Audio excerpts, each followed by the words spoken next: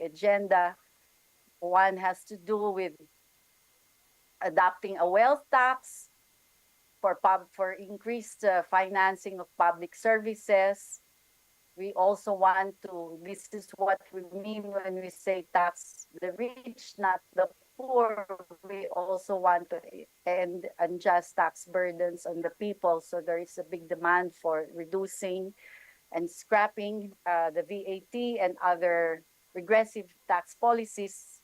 Our own members in the Philippines, women grassroots movements are gearing up to wage a campaign to end the VAT or reduce at least the VAT and to push for gender just tax policies. There is also an urgency to increasing public financing of public services and using the tax revenues to finance public services, but also to deliver urgent climate action. Finally, we feel that there is also a very big urgent agenda in reforming or transforming global tax governance. And so the need to push for a UN tax convention and to establish a UN tax body. A convention that upholds fair and just allocation of taxing rights across countries, sets fair and just global standards for taxing corporations, secures international agreement and cooperation on ending tax havens and financial secrecy, and that enables member states to fulfill their human rights, sustainable development, and climate justice obligations. So it's a big ask. We also continue to push for establishing an inclusive UN body, for inclusive global tax governance body under the UN auspices. The convention should pave the way for that. It should be an intergovernmental mechanism that is genuinely inclusive, democratic, transparent, accountable, and where every country stands and negotiates on equal footing, and that provides for civil society's meaningful participation.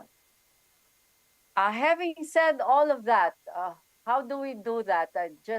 We call in APMD two broad areas of work. One is the whole work on movement building, which is very important because that is how we build our power.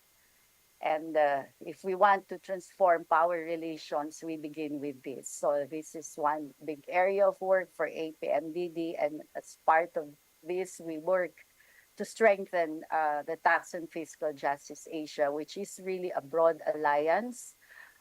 We continue to work towards stronger collaboration across a much more diverse community in the TAFJA.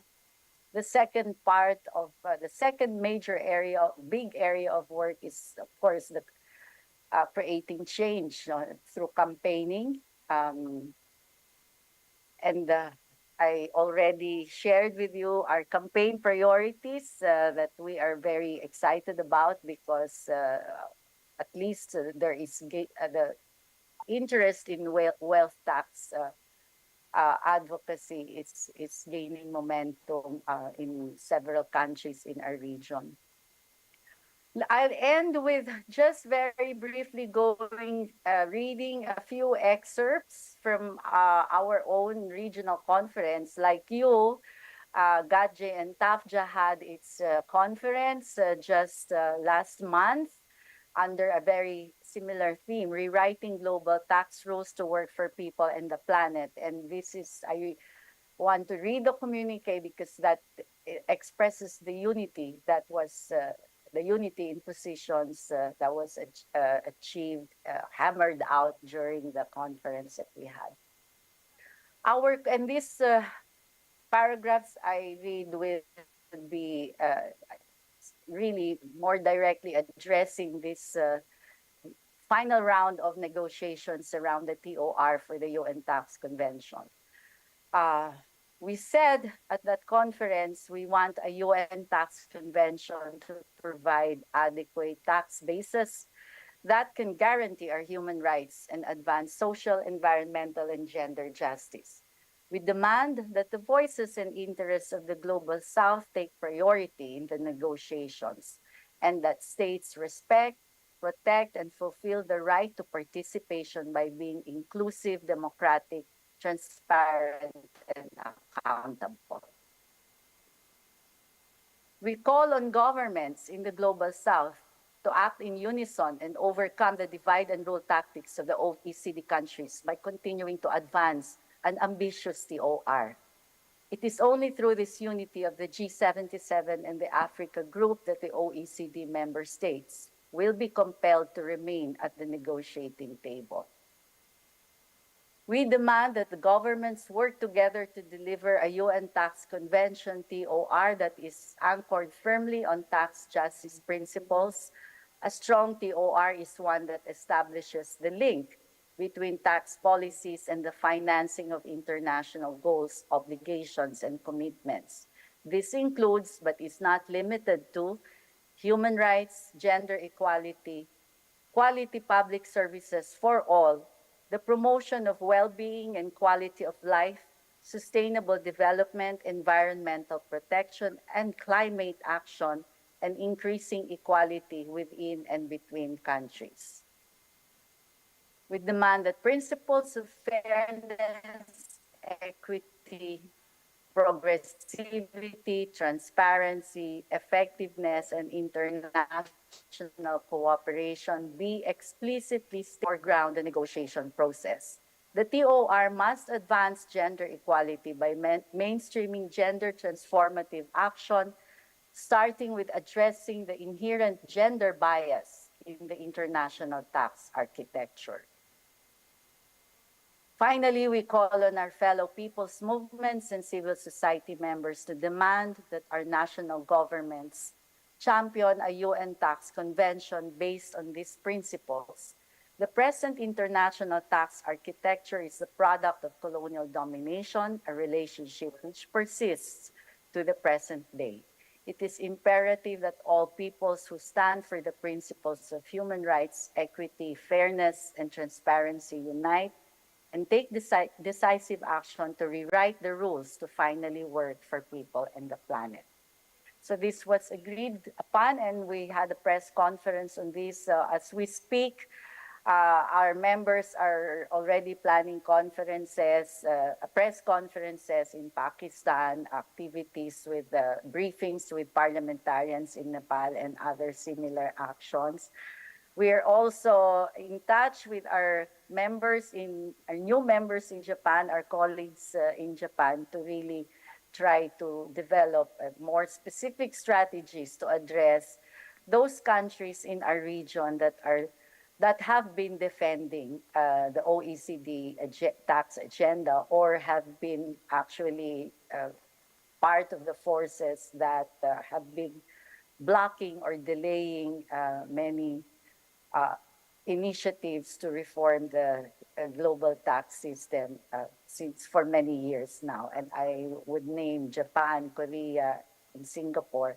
And one of the lessons that we had is we were not able to really develop more refined tactics and plans to reach out to civil societies in those countries to build a tax justice constituency there, which is now very important actually. So we will uh, continue to work with the partners and the allies that we have in these countries, but also continue to plan for how civil society in Asia can register its voice during the UN tax negotiations.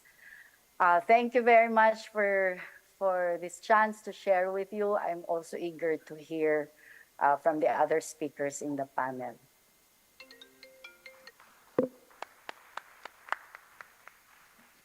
Gracias, Ginny. Lo que sonaba era mi teléfono avisándome los 15.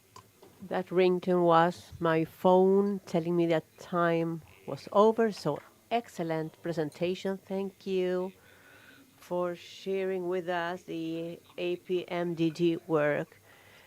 I have a question for you to think about so that you can answer during the Q&A session.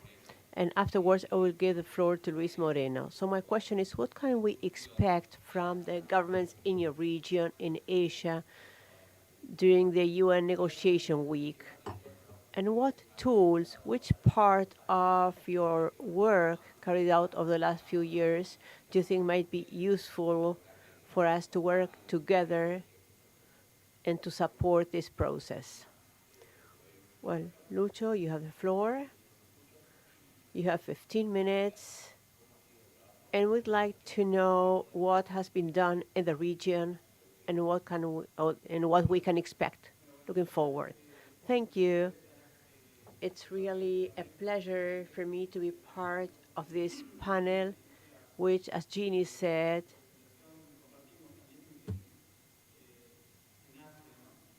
we share what is being done in Asia. I'd like to tell you what the work process has been in the regional networks and among the members of the Global Alliance for Tax Justice.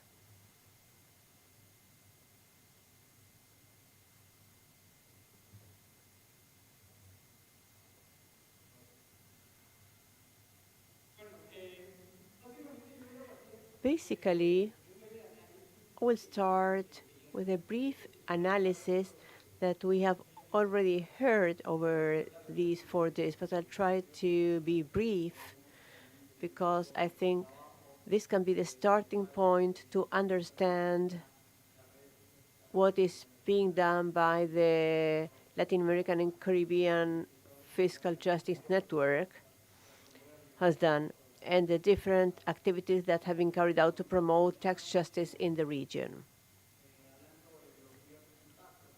So, first of all, I should mention the different types of impact that we have seen during this crisis, economic, social, and climate crisis, the effect of the pandemic and the wars. We are seeing again the topic of austerity, increased inequalities due to gender gaps, crisis affecting rights in general terms, and the impact of climate change. And the fiscal policy becomes again one of the main tools in terms of fiscal governance. Again, we're seeing increased inequality gaps. There is an increased bias against developing countries. Within this context, it becomes more necessary to move forward with a real governance, with international and regional effective tax governance. We have been making some progress over the last decade, a little bit more than a decade. We have been working on building tax justice in Latin America and the Caribbean so as to be more fair, equal in our region so as to benefit our countries. And in this process, we've been part of the creation of the Global Alliance for Tax Justice. The Global Alliance for Tax Justice was created in Lima in 2012, well, in 2013, actually to achieve these synergies and to join efforts globally, and especially to leverage what's being done in the South networks and the southern countries. So I will summarize what we have already seen in terms of the tax situation. There is low tax collection with lots of indirect taxes, which makes the system more regressive. We've seen the tax burden in American countries, 21.7%. If we compare this, well, there are always comparisons with the OECD countries, which are not fair either, but more than our region. So there 7.1 percentage points difference. Over the last decade, that gap has become wider. If we take the 1999 analysis, and there is also tax pressure of 21.7%. And so we still see a heterogeneous capacity among the countries and the way in which they collect taxes. In Brazil,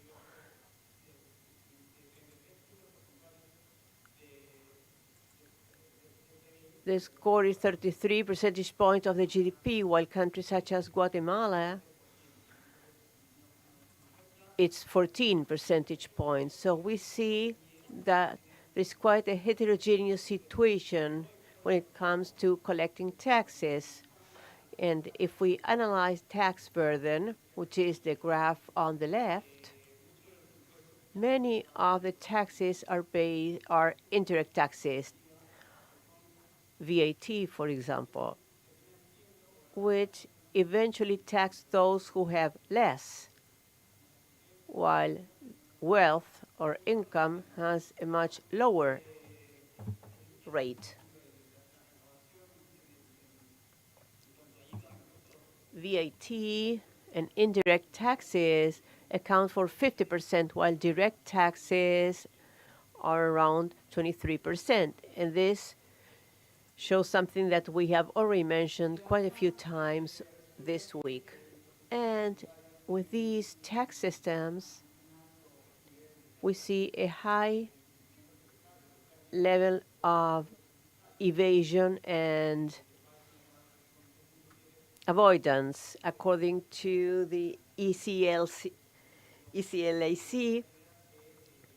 we can see on the graph the losses on taxes on wealth, 6.7%. But if we add this to another tool which has been used over the last decade, which is tax waivers, then we see that that is 3.6% of the GDP, what is lost every year. And this amounts to 10.5% or 11% of tax losses, only considering these two elements, without considering that there are also tax losses because of the fact that people hide the resources in tax havens, and in those cases, taxes on wealth are lost. It is difficult to quantify this, but it's a lot of resources that do not come to our countries. And to this, we should add the economic structure of our countries, where informal labor accounts for 50% of the population, and this results in 32% of people who live in extreme poverty. This is why our region is one of the most unequal regions in the world. We've also seen this over the past few years. This inequality all over the world. We consider the Gini index, but if we consider wealth accumulation in the world, 1% of the wealthiest account for 55% of global wealth. In the case of Latin America, the richest 10% absorb 55% of total income in the region. So 1% of the wealth is almost one-third, 33%. So this is what turns us into one of the most unequal regions in the world. The latest report showed that a worker with getting a minimum salary, to that worker will need 99 years of work to make the same amount of money that a rich person makes in one day. This is a more updated analysis, but it's something that we have been seeing over and over again over the last decade. Inequality is becoming bigger, and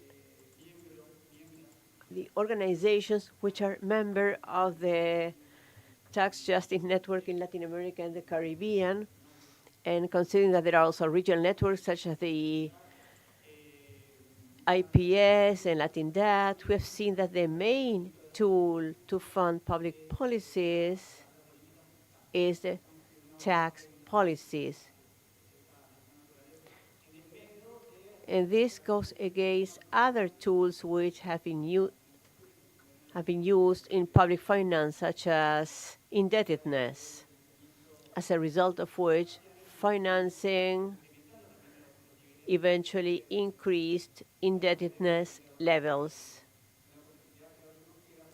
And we've seen that the tax policy should be the main tool to finance policies in our countries. And it is necessary to increase tax collection progressively to fight tax abuse, to mitigate the impact of climate change. These were some of the goals. And one of the long-term goals is precisely the need to achieve a fair global regional tax cooperation. And this was part of the job of the Global Alliance for Tax Justice. And this is why we focused on this. And we think it is necessary to build and promote a regional and global workspace, including countries, so as to fight tax loss. The regional and global agenda included, among other pillars, the need to go against the global transnational power in tax governance. We need to have regional coordination against fiscal abuse and secrecy. We need to put an end to the hegemony of G20 and the OECD, which define tax policies for the benefit of themselves. We also need to leverage the role of the G77 to promote an intergovernmental process that will help us to change the global tax rules. And especially, we need a global and regional tax cooperation. And one of the goals was to coordinate a regional tax space, but also a space to do some intergovernmental work within the framework of the United Nations. So the tax justice network strategy started to focus on different regional and global mobilization pillars: advocacy, research, coordination, social coordination with farmers, movements, indigenous women, labor unions. And this has been part of the work that has been done, trying to focus on the different areas that we can approach through tax justice: gender, financing for climate change, coordination with different networks, different movements, education. We've also worked closely with the education sector, and the regional campaign was tax justice through time. And this has helped us to coordinate different spaces at different times, social mobilization with universities, labor unions, and this has been some important work that we have carried out with the IPS, with national organizations. So we have carried out some coordination work to position the demands in the media. We've also worked with journalists. For 6 or 7 years, we have organized regional meetings with journalists for tax justice. On Monday, the 6th or 7th meeting was held. Political advocacy with tax administrations, regulators, members of the House of Representatives, members of the financial commissions, so as to position and achieve a regional coordination and global coordination. And throughout this process, where we promoted a tax cooperation space in the United Nations, we have participated and supported the different advocacy movements globally. in the Addis Ababa Forum in 2015. We were close to passing our suggestion, but there was a major blocking, even though the G77 had played a major role. Eventually, our goal was not achieved. Then, with the presidency of Ecuador in the G77, we got a break and we were able to position that idea again within the United Nations. And the Latinda, the Tax Justice Network, and other organizations, all together, we started to foster that debate again so as to keep on pursuing our ideal within the framework of the United Nations, even though we're not able to achieve our goal. With the support of the African Union, we were able to move forward. As Jeannie said, I'm not going to repeat what she said, we're able to reposition our agenda at the United Nations. Well, I have only 2 minutes left, so I was going to talk about the regional processes, but you are already familiar with what we have been doing in the region. At the beginning of 2010, we decided to implement a regional space. Actually, we tried to work with UNASUR. We had a technical meeting of the Financial Integrity Work Group, which is a technical branch of the Ministries of Finance. After some time, we were able to achieve our goal with different organizations working for tax reform in Latin America and the Caribbean. I will not get deeper into this topic, but it's an interesting process that marks a necessary change to coordinate tax rules in our region. But we're not working on our own.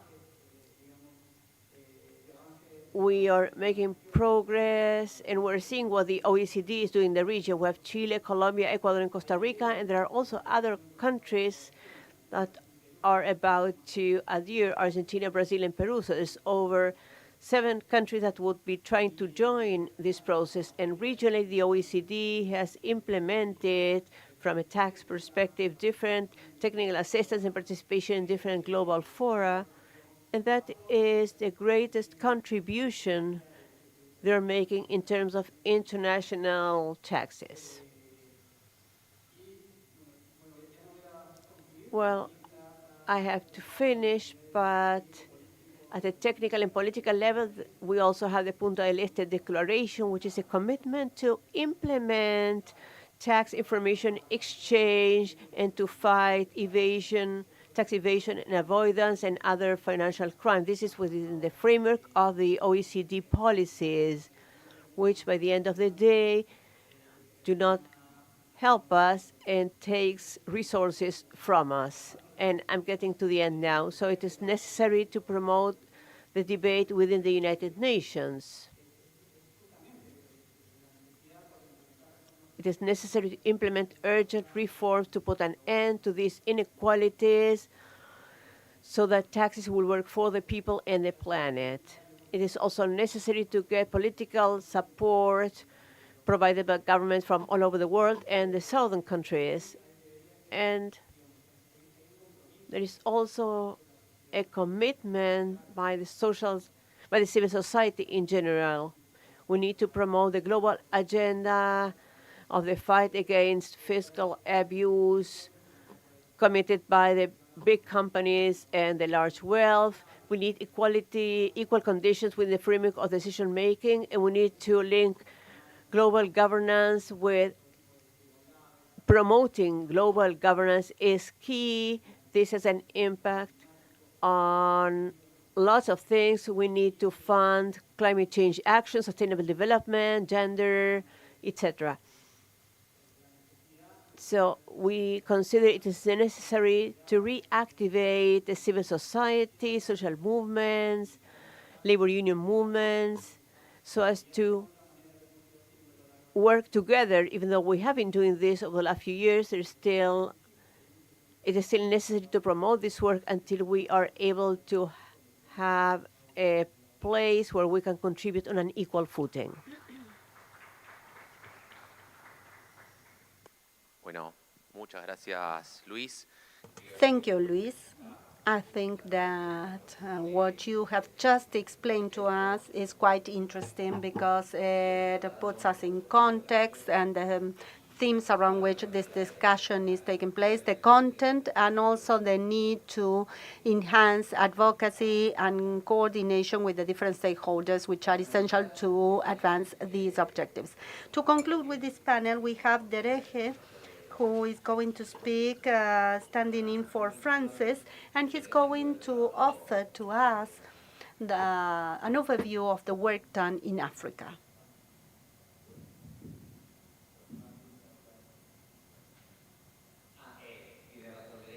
Dereje is right. I must confess to you, when I told him that he would have to stand in for Francis. That was 15 minutes ago. So we really trust our executive coordinator because he's truly capable of doing this and fulfilling this job. An old African, so I will tell you an African narrative.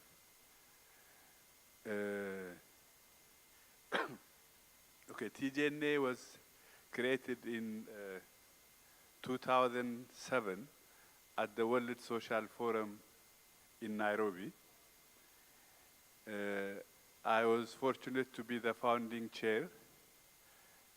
As we started running, there was a lot of pressure on us to micromanage us, to dominate, to consider us not as an entity, but as an outreach program. So this rebellion led to TGNA taking the initiative to create the Global Alliance for Tax Justice. How many of you is there anybody here who was in Senegal in 2011 at the World Social Forum? ¿Tú estás allá? Jorge. So no, the showdown which led to the creation of TGN, the Global Alliance, started in Dakar. That is what Jorge and I should tell in Latin America a bit later, not now. Anyway, when we started the tax justice movement in Africa, our biggest challenge was the perception about Africa and how rooted this perception was within the population itself. When we started the first awareness-raising workshops, we used to ask participants at the beginning, do you think Africa, what is the biggest loss of resources? What is the cause of the biggest loss of resources in Africa? Invariably, 100% everybody would say corruption. And then if you ask, okay, corruption, but do you think Africa gets more from the north than it loses to the north? Everybody will tell you, no, we are poor. Money is flowing from the north. It is our rulers who are eating it. So Africa was considered as the continent which lives on the life support it gets from the north. This was a widely accepted perception, and the international, the NGOs working on corruption have not helped the cause. You know, if you do corruption perception index and make Switzerland the cleanest country and collect all the countries in Africa as the most corrupt, then you have also strengthened this corruption perception. And you are making, and looking at corruption as a unidimensional thing. Only those who are taking bribes are corrupt. Those giving bribes are not corrupt. Those facilitating corruption. You know, the perception index literally does this. So anyway, this was where we started. And then when African intellectuals like Ndukumana started saying Africa is a net exporter to the rest of, a net creditor to the rest of the world. it was one of the first things that started opening up the perception. So anyway, it was amidst this that we started about illicit financial flows, tax dodging, and tax avoidance in the African context. And I have to be very short. So in that sense, and the biggest fortune for what was fortunate for us in the campaign in Africa on these issues was that it was also taken up by Pan-African institutions like the UN, the UN Economic Commission for Africa. You may know the first time I came to Buenos Aires was actually to talk about the Mbeki report, the UNECA report on illicit financial flows from Africa. What did this report do? The first thing the report did was to put illicit financial flows in the correct perspective. It clearly showed that corruption plays a role, but a minor role related to tax-induced illicit financial flows. In absolute figures, it was in the findings of the high-level panel, it was clearly indicated that 65% was due on commercial activities, the 35% were shared between corruption and other criminal activities.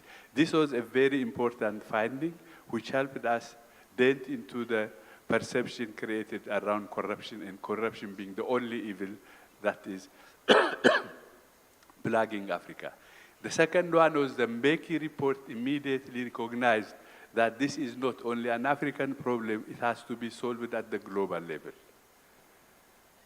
And it found its expression also in the immediately following SDG. And TGNA played a key role in mobilization because there was a lot of regional consultation. It was really the first participatory process in which civil society was invited to every process, was part of the panel. So these were the activities which helped TGNA to champion the issue of illicit financial flows. As I said, as majority in the biggest share of which is caused by tax dodging practices of multinational corporations. And then that the solution is at the international level. So these were the two major messages of the high-level panel under the former President Thabo Mbeki of South Africa. It would have ended there had it remained as a report of the high-level panel. What came next was it was endorsed by the African economic ministers, and then the report was from the economic ministers. It was pushed up, and then it became the position of the African Union heads of state resolution as well. This was a very important thing to do. Okay, this was a first success. Now the process began of implementing it. It was part of, as I said, it was part of the SCDG, but nothing was happening. In the UN process, the thing was blocked in the first place by just saying there is no shared definition about illicit financial flows. You know the trick about evasion is criminal, avoidance is legal. There is nothing you can do against avoidance, and evasion is a crime. It is being persecuted anyway under corruption and other existing laws and conventions. So this is not material that bring anything forward. Nigeria, among others, had also started their own campaign to get back stolen assets stolen by their dictator Abacha, estimated at 5 billion. Everybody knows where it is stashed, but nothing was being returned back. There were a lot of processes Nigeria was also involved in. Nothing is coming back. And then when the OECD, you may remember during the BEPS, the first phase of BEPS, up to the 2015 CS Financing for Development Conference. The OECD didn't even bother about involving any other country in its process of rule changing. So we had a slogan which said, if you are not at the table, you are on the menu. So developing countries are not parts of this process, so there is nothing. So the OECD, as if pretending to respond to this call, created the inclusive framework in which about 50% of African countries started participating. And in this process, there was nothing delivered. African countries were there. It is not by accident that the lead African countries in the UN process are those who were also lead negotiators in the inclusive process, in the inclusive framework itself. They have learned their lesson. So so the combination of these two things, nothing is being delivered by the OECD. All measures which were supposed to be taken to prevent to curtail illicit financial flows were not being taken. So there was no other alternative for African slaves except bringing it back again as an international issue. The call for, in the meantime, TGNA was, along with other members of the Global Alliance, were also campaigning for a UN tax body, for a UN process, for the international negotiations within the UN. So in early in 2023, African finance ministers again met, had a follow-up discussion on the illicit financial flows report, and resolved that this issue be taken to the UN as for an intergovernmental process. Based on that, the UN, the Africa group at the UN, led by Nigeria, prepared this resolution, the UN Tax Convention resolution, which was supported by the G77, and which they led to the whole follow-up things we have been discussing yesterday and today. So what I was trying to do is really, when TGNA started its work in Africa, the issue of corruption was the only thing on the agenda of many civil society organizations as well. And as we used to say whenever we started saying corruption is an evil, we have to combat it, it is a homework, but there is also another dimension to it. Let us not focus our own pickpocket, there are also robbers which are pillaging the continent even more. So this campaign culminated in being also the agenda of first Pan-African institutions and then also the African political organizations, including the ATAF, the African Tax Administration Forum.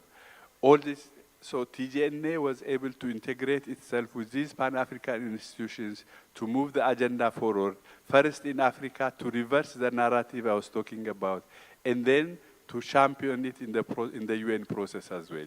So it is the culmination of TGN's long time work, which also enabled us really to build these alliances. And now at the negotiation at the UN also, you see a big collaboration between always the TGNA staff who join us as GACHE members and also African negotiators in the UN process. So now the challenge for us now is how to maintain, keep the momentum, and also how to keep the unity.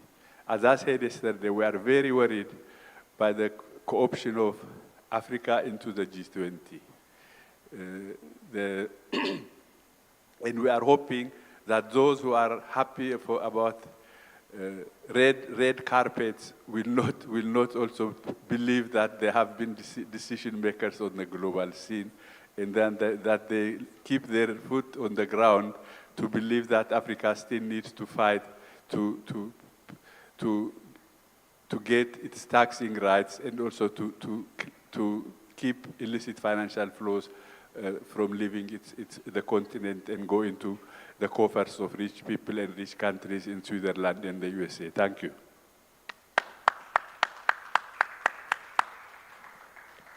Muchas gracias, Dereje. Thank you, Dereje. Thank you, Lucho and Jeannie. Having listened to the experience in Asia, Latin America, and Africa, I can think of 3 conclusions before opening the Q&A session. One is the importance of understanding and owning the global and regional context, because this opens up spaces for our agenda, for our work. Secondly, very much related to what Dirigi said, we're seeing that we're facing challenges in the global south, to build honest agenda that will not reproduce the bias that we get from the imperial or colonial agenda, so to speak, which historically have been very much related to illicit financial flows, transparency, corruption. If there's something I've learned while participating in this fora, is the need to have our own narrative. And this is what we are building here. This is what we will support after our second session. And this is what we would like to take to all spaces. And finally, for this to be successful, it is key to have allies, partners who are committed to building and organizing a collective construction. So I'm happy to see our colleagues and members from other organizations. I will first give the floor to Jeannie, since she is in Manila, where it's already evening, so we'll have her speak so that afterwards you can go and have dinner and sleep. But I also like to invite representatives from the different organizations to share briefly with us, if possible, their experience in connection with this process. Thank you, Luis. Thank you, Direge. Thank you, Jeannie.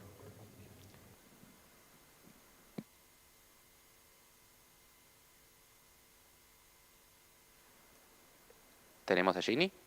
Jeannie, are you there? Thank you. I didn't quite catch your second question, Tomas, but the first question on what could we expect from the governments in Asia? Is that correct? Ginny.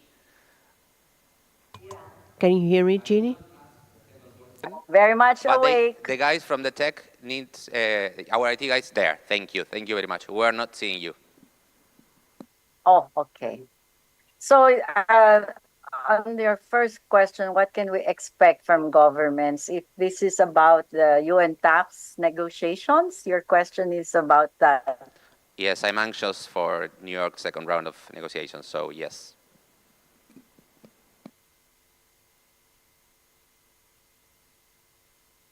Bueno, creo que perdimos. Right? There. Yes. Brackets, countries. And you can also sort of trace and kind of anticipate how they might, how they have been speaking and engaging in the debate on the UN Tax Convention. You have countries like Japan, Korea, and Singapore. No, Singapore is itself a tax haven, so they will tend to echo arguments by OECD and OECD countries. Then you also have South Asian countries. And for those who have followed the debates at the UN, you can see how Pakistan and India also were very outspoken in the front line of defending positions from the perspective of developing countries. The dilemma for many of our tax justice constituencies is that while India and Pakistan in international UN debates can stand up to speak up against the agendas of global North countries, when it comes to domestic tax policies, they leave much to be desired. No, they are also following very strong neoliberal agendas. You can see how they have relied very much on regressive tax policies that, of course, we all know impact the the marginalized sectors the most, no, women especially. So it's very interesting. Of course, we will support their positions in regard to the UN tax negotiations, UN tax convention negotiations, as long as their positions are aligned to the interests of peoples and countries of the global south. Then we have countries in the Southeast Asia region, including the Philippines, mostly middle income countries. Um, but you will find there Indonesia, who is a member of G20, and we hear from our colleagues in Indonesia, it has ambitions to play a bigger role in G20. So that is how that will play up in how Indonesia positions itself during the negotiations in the UN on the UN tax convention. We might be able, I think we can expect a what do you call that, a dual position. No, it might align itself with the G77 in regard to the UN, but keep its support for a big role of the G20 in global tax governance, which also will play into the OECD agenda. So that's we hope our tax justice community in Indonesia will also will continue to do their part and really push for strong, really push for the civil society positions, so that try to influence the government and have allies and build allies among the governments. For the Philippines, unfortunately, the Philippines just last November, the very sick, first of all, very quietly, and then finally, the Department of Finance announced that it's one of the latest countries to join the OECD inclusive framework. But it will surely, I'm almost 80% sure that they will vote, align themselves with G77 positions when they will vote for the G77 bloc when the negotiations for the convention comes around. But then they may still also want to keep an OECD. So we have a lot of work to do in our region. We don't have an Mbeki panel. We're very envious of the work that's also been done in Latin America, building champions and allies, even with tax administrators. We don't have that. We haven't had those victories in Asia yet. So we have a lot of work to do. But for us, we are optimistic that in countries like Japan, at least we can find strong allies and among civil society, among the workers groups, and we will begin to strengthen that so that at least the Japanese government will know that civil society groups in Japan are watching their position as the negotiations enter the final round. Thank you, Jeannie. It's nice to hear that the movement is growing, that there are new allies in strategic countries, and there is a lot of work for us to do in all regions. So thank you again for your participation, for your presentation. You're welcome to stay until the end of this panel, until very late in Manila, and you are also welcome to attend the rest of our meeting. But if it's too late, of course, you can leave our meeting. Are there any comments or questions from the audience? If we're all happy with the regional presentations and with the lessons learned through this process, unless any of my colleagues would like to say some closing words, well, otherwise, I will just thank you all, and let's have a strong round of applause for the speakers. We'll now go for our coffee break, and we'll reconvene in a few minutes. Thank you.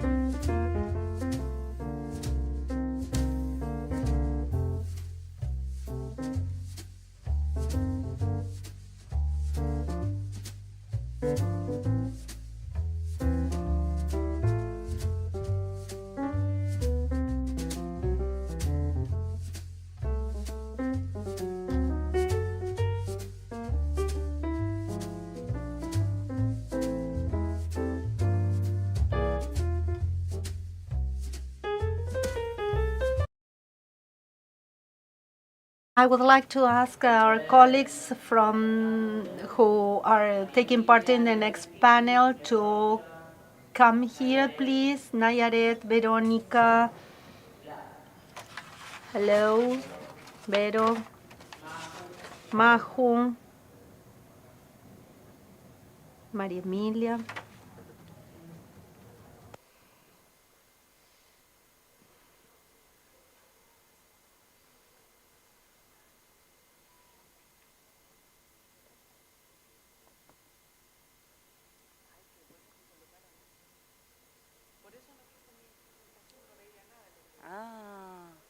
Mira. Ahora es más cómodo así con una mesa. Estaba ayer como toda una cosa así.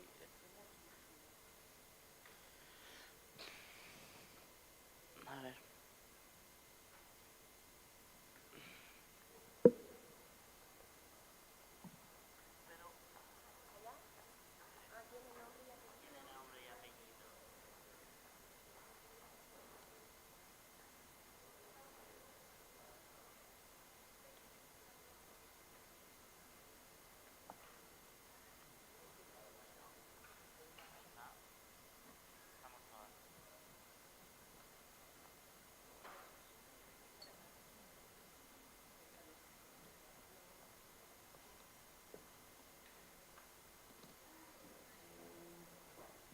Bueno, nos vamos sentando. All right, please go back to your seats.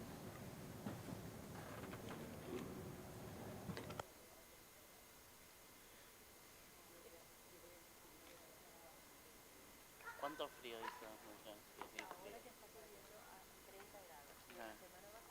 Hizo 10. Qué frío. Sí, bueno.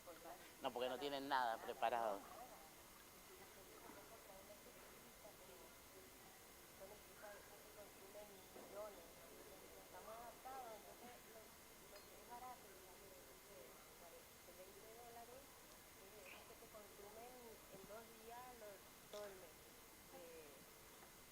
Bueno, pero no te quejes.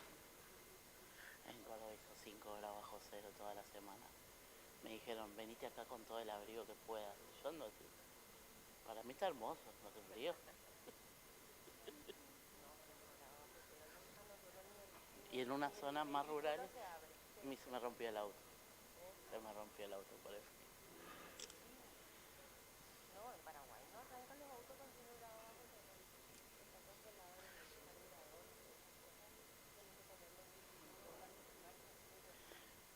Bueno, vamos a arrancar con...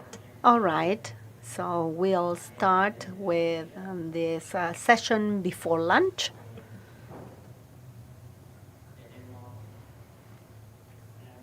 We have a beautiful panel here with 5 colleagues. Veronica Serafini will go first. She's a feminist economist specializing in taxation and macroeconomy in Latindad.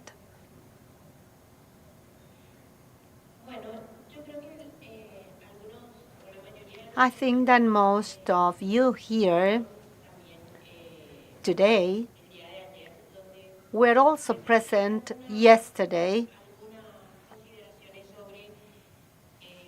and heard me saying a few words about the direction of the discussion and the advocacy agenda of the feminist economy and the tax system going. And I talked about the tax system from a more comprehensive perspective. That is, when we talk about this relationship between taxation and feminism, we should not only focus on the taxes that we collect or we don't collect. We have been talking for more than a decade about redistribution of the tax revenue. And there are almost like 2 reports per country on this topic. For the last 2 years, we have tried to deepen the analysis on tax spending.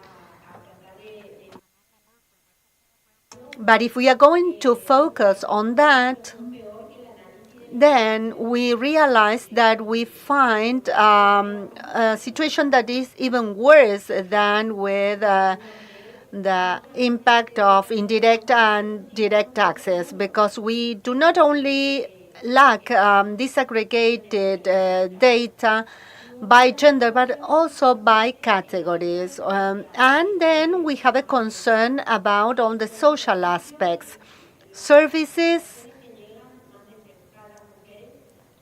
or conditions that affect women primarily.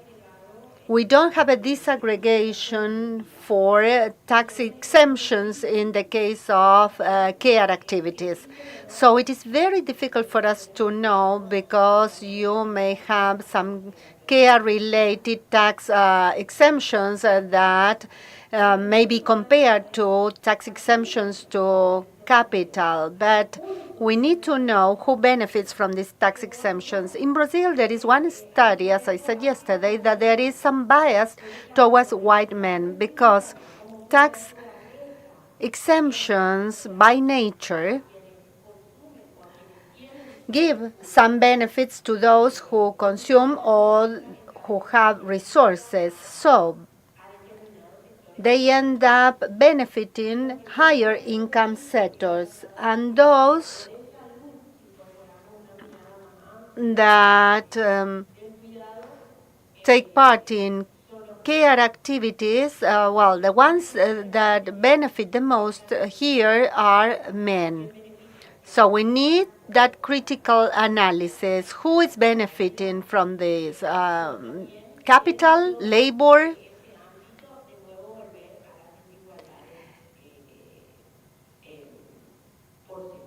or is this still increasing gender-based inequalities? Beyond the tax system, we also need to focus on other pillars of tax policies with regard to the tax system. So the other side of the coin is the debt. Countries are becoming increasingly indebted because they are not collecting enough. And the debt increase goes hand in hand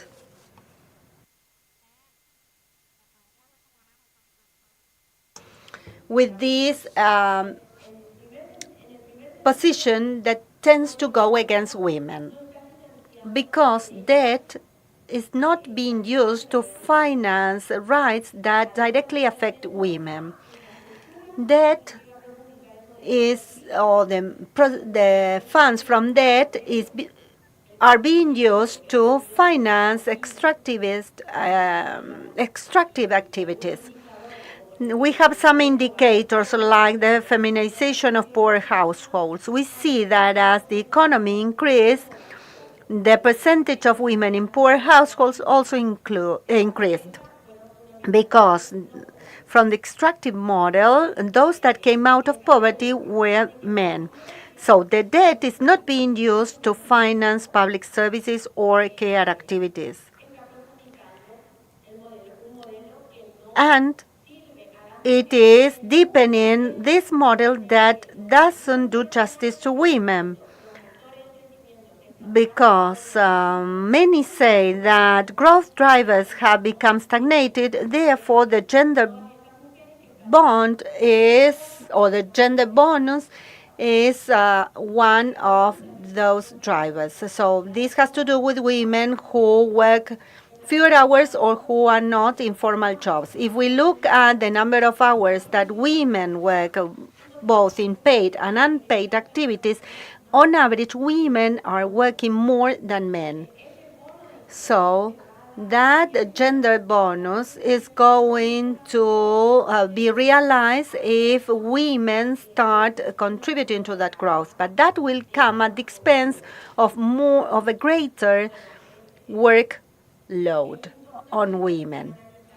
So it is important to analyze the narrative underlying this.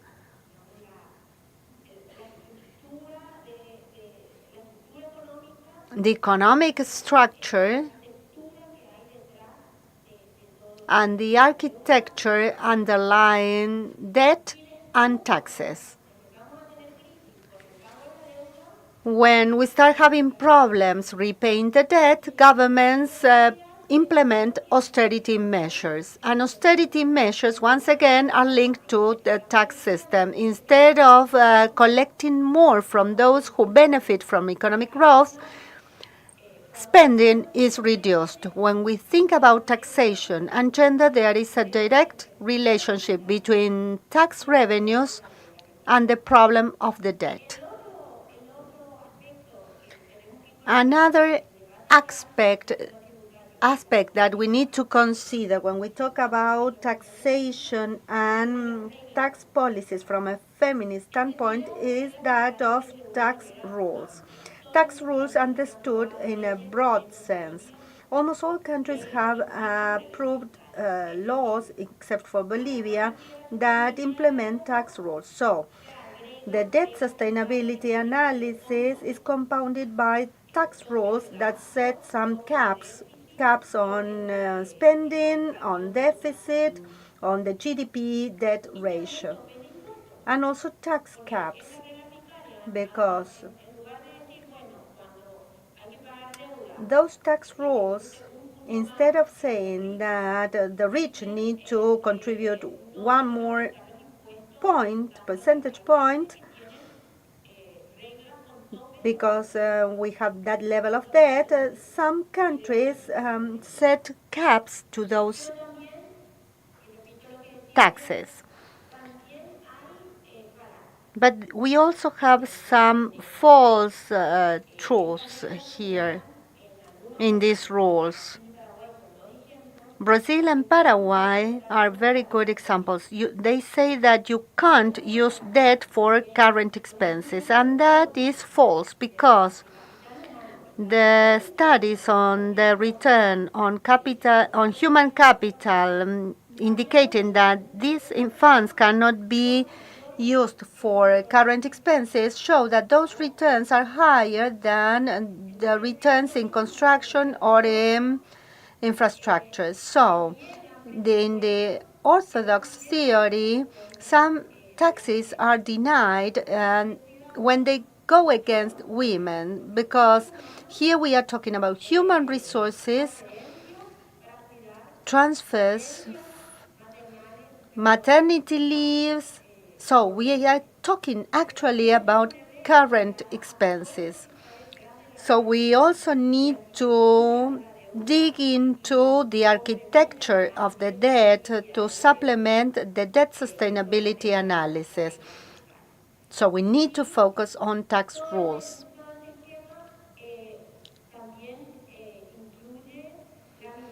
This also includes looking at the political economy of the tax system. Who makes decisions in tax systems? Are women there? In the last few sessions, we talked about one major stakeholder, two actually, the OECD and G20, but there is also another institution, and those are tax councils or fiscal councils that are gaining more importance in countries. The fiscal council is well consolidated already in Uruguay, and we have the big four companies, KPMG, Deloitte, PricewaterhouseCoopers. So we have the big four companies that work on aggressive tax policies, or technical people coming from the field of public financing, and technical people who come from large multinationals who retire now are members of these fiscal councils. So this seems to be forgotten in this kind of analysis, but actually we need to look into that country by country. Then we have the risk rating agencies that also set scores that have an impact because they are protecting the risk for capital and not the risk for sustainable living. And finally, there is another aspect that we need to take into account, and that is public-private partnerships. We need to pay attention to this for two reasons, because they come hand in hand with tax exemptions. We saw the case in Honduras. They have tax exemptions for almost 3%. They come in as foreign direct investment with some tax benefits, and then they generate contingent liabilities that need to be covered by the government, and they do not become visible until those liabilities turn into debt. And the third channel through which they impact women is precisely when those public-private partnerships go into the health sector. They charge certain rates, and when you see studies on individual consumption patterns, you will see that women are responsible for paying the fees for education, healthcare. So these also affect the labor markets. These partnerships in the healthcare sector create precarious jobs that are mostly filled in by women. There is social security contribution evasion and a widening of the gender gap. So I don't know how much time I have left, but when we look at this whole set of gender-related aspects and taxation, we need to consider all the components of tax policies. Let me finally refer to other tax rules that sometimes are underlooked because there are other rules that are imposed that affect debt sustainability. Those are the rules in place in our countries, mainly in the field of education. Almost all countries have tax rules on education that, through the constitution or a law, determine a minimum investment percentage. Now they are overlooked, and the Treasury and the government discuss about monitoring of tax rules that relate to debt sustainability and not to the fulfillment of tax rules that are related to guarantees for rights. So I think that we need to embed this in our debate. There are other types of tax rules.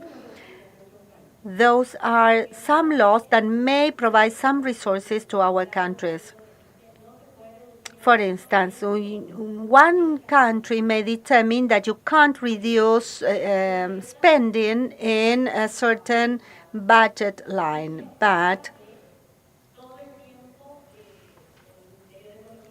the finance ministries discuss with the IMF the debt, deficit, and balance sheet related rules.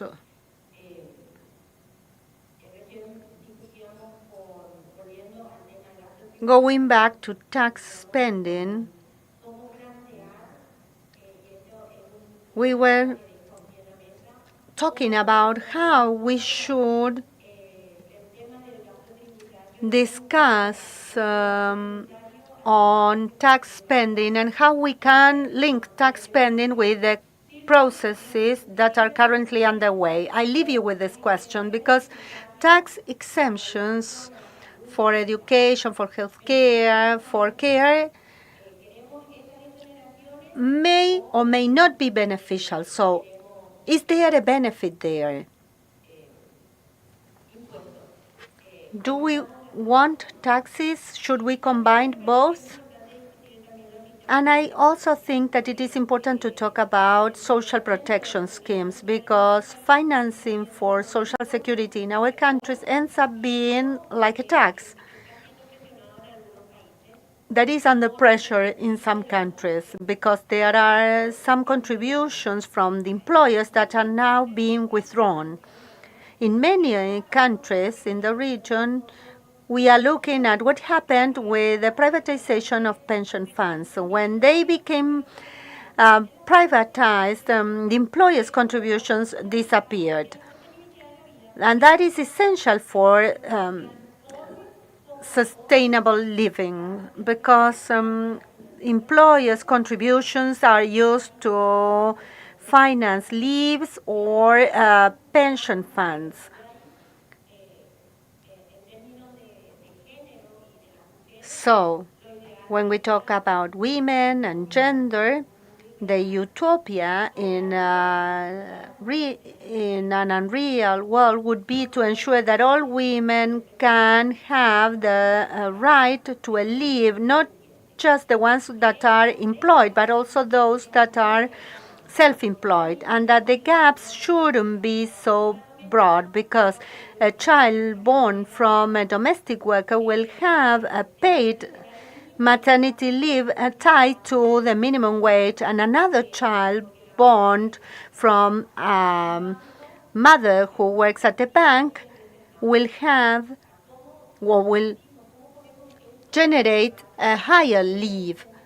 So this is something that we also need to discuss because maternity leaves also create inequalities, at least in our societies in Latin America. Perhaps in other countries, they are not an inequality driving factor, but in our countries, the gaps among women are so wide that the maternity leave model that we have imported also causes inequalities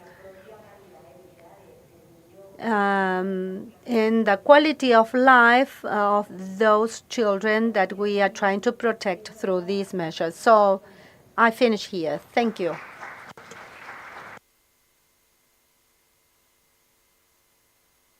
Bueno, muchas gracias, Vero. Ahora le Thank you. Now, I'd like to invite Maria Emilia Mamberti to take the floor. She is an attorney, graduated from La Plata National University, a master's degree from Columbia University. She's currently director of the program for the Center for Economic and Social Rights, where she coordinates activities to align tax policies and human rights. She's going to talk about the initiative that's called Principles and Human Rights. Thank you, Eva. I'd also like to thank the Global Alliance and the network for having invited me. And also like to thank the courageous people who are still here after 4 intense days. Thank you for your time and for listening to me. As Eva said, I'm going to talk about taxes and human rights. And for many people, this may be an intuitive relation, but in practice, when we talk about these two words, what we say goes separate ways, and we think this should not be the way for many reasons. First of all, despite the fact that discussions on taxes are usually seen as a technical thing separate from politics, it is not that way. It's very much related to discussions about access to human rights. The first expression of that conceptual relation is obvious. We need resources, public resources, to fund rights. This idea shows and gives us an idea of the resources mobilized by the governments to access those rights. Usually it's clearer in connection with social rights, such as the right to education, but for any human right, we need public resources that are enough to ensure this. There are also political rights, organizing elections that costs money, it's public money. Justice costs money, and it's also public money. And when mobilization of resources is not analyzed from the rights perspective, then what happens is what Veronica just said when she mentioned the tax rules. Sometimes tax rules include waivers or exemptions, but they never include the condition of insurance of human rights. Sometimes there's taxes for natural crisis or there are exceptions for environmental disasters, but there are never exemptions for ensuring that rights are complied with. So this is usually absent from many tax policy instruments. This is the most obvious relation between human rights and taxation. But there is also inequality. At the core of the principle of human rights, there is equality and non-discrimination. And this is especially important in a region with high levels of inequality, such as ours, because we could use taxes to correct those inequalities. So human rights call upon the use of these instruments to have equal rights fulfilled. There are other manifestations of this conceptual relation. On Tuesday and Wednesday, we discussed the regulatory use of taxes and international law. A lot has been made to see how we can use taxes to protect the right to education, health. But the same thing could be said in connection with all the other human rights, because there is right to work, but the tax policy has this huge capacity to encourage or disencourage behaviors that achieve or prevent that human rights are complied with. And then there is another thing related to transparency and accountability, which is also very much related to tax policy because of the need to have a robust representation of people affected by tax policies, which are not the rich, but every person who enjoys human rights, and human rights should be included here. But there is also strategic value in using the human rights framework as one of the bases to fight for more tax justice. And one that has become especially important recently is that this is a conceptual framework related to values of solidarity, justice, and accountability, but the main focus is on the states. It promotes a vision of justice or a mobilization of resources to ensure rights, or energy transition, or gender-based justice that is not related to funding these fights with private funds. The climate agenda, which is a hot topic, this is very important. Human rights still consider the state, the government, as the main agent who should ensure these goals are complied with. And considering all the rules and regulations and the restrictions of those rules and regulations, there is also something missing in connection with accountability. There are organizations which are supposed to have the necessary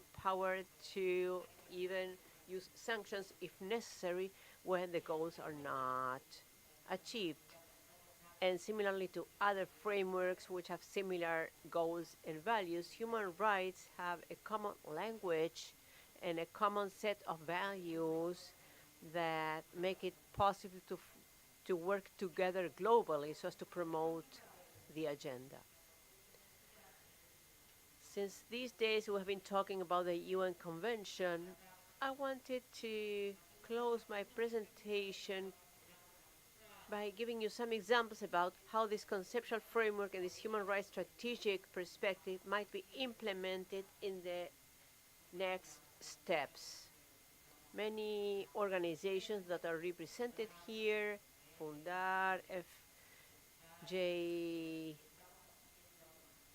and well, let alone the Global Alliance, we are all trying to incorporate human rights language in our text, in our terms of reference, in the convention terms of reference, and we have started to imagining how the convention should read, based on on that way in which the civil society has imagined the new drafting, I will share some examples with you. A principle that is frequently mentioned in the human rights world is the right to mobilize as many resources as possible to ensure that rights are enforced.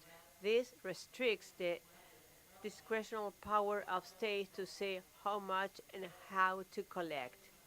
They should be mobilizing enough resources with the resources they have and with potential resources to ensure minimum access to rights. In an international tax scenario, what could this imply? As Veronica said, some interpretation guidelines about how the tax benefits are designed. There are some human rights organizations which have interpreted some tension between tax benefits and access to rights. So we could have a strict interpretation of these principles. Same principle can be used when you negotiate tax rates. This is something that is not usually present when people discuss whether the rate should be 1, 2, 3, 15, 21, or 25. And actually, this principle, in case of doubt, would have the decision tend to the higher side of rates. Same thing in terms of estimations about the potential collection of taxes and where that potential additional collection would go to through new taxes or tax reforms. So that's one example where even without a concrete answer that will take discretionary power of states, just this minor human rights language could help us orient or or maybe switch the discussion to a more human rights-based discussion. There are several principles, but another one which I think is relevant is the fact that states have to cooperate to ensure human rights and respect, protect, and enforce human rights even outside their territories. In the human rights international arena, we talk about extraterritorial duties of states. This is interesting because it restricts the aggressiveness that many states may have in their internal policies because of the impact it has on others. This is a legal obligation to cooperate, and it is also necessary to assess the impact that some internal policies may have on other states. This is relevant for tax havens and for the rise to the law, among companies, because obviously this has an impact on countries that decide to engage in different practices. I have half a minute left. Human rights are very much linked to tax equality. Progressiveness is something which I think is relevant and has been repeated quite a lot in fiscal discussions, but human rights at the mainstreaming layer. The gaps among women are different. Not all women are the same. The type of information that is produced, the type of analysis that is made. I do not have time to mention other things, for example, transparency, which is also an issue in connection with the convention. I think there will be time for questions later, so I will finish here. Thank you.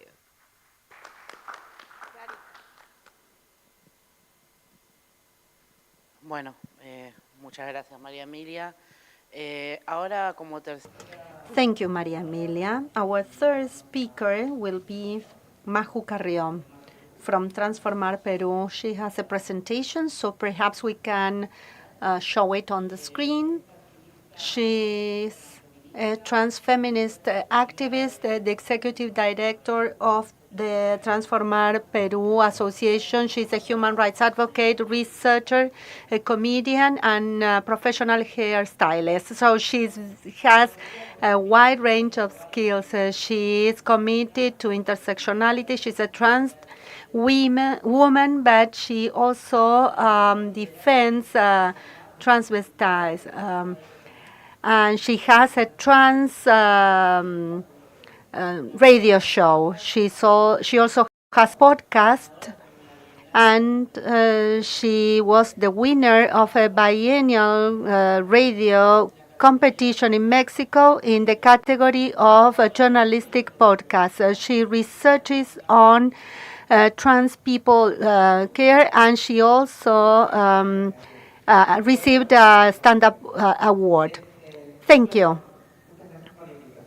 I want to begin by thanking the organizers for inviting me to take part in this panel. It is actually a privilege for me to be sitting here next to all these people who are so important. I'm going to make my contributions from the point of view of the feminist economy and the impact of this discussion on the lives of trans women in particular. So let me tell you a little bit about the feminist theory, although you already know what this is about. The feminist economy is an interdisciplinary field that looks at how the gender dynamics affect and are affected by economies. It criticizes traditional economy because it ignores the condition of women and unpaid work. And precisely, we want to talk about a sustainable living, comparing the capitalistic system that focuses on production and capital and not on the human being.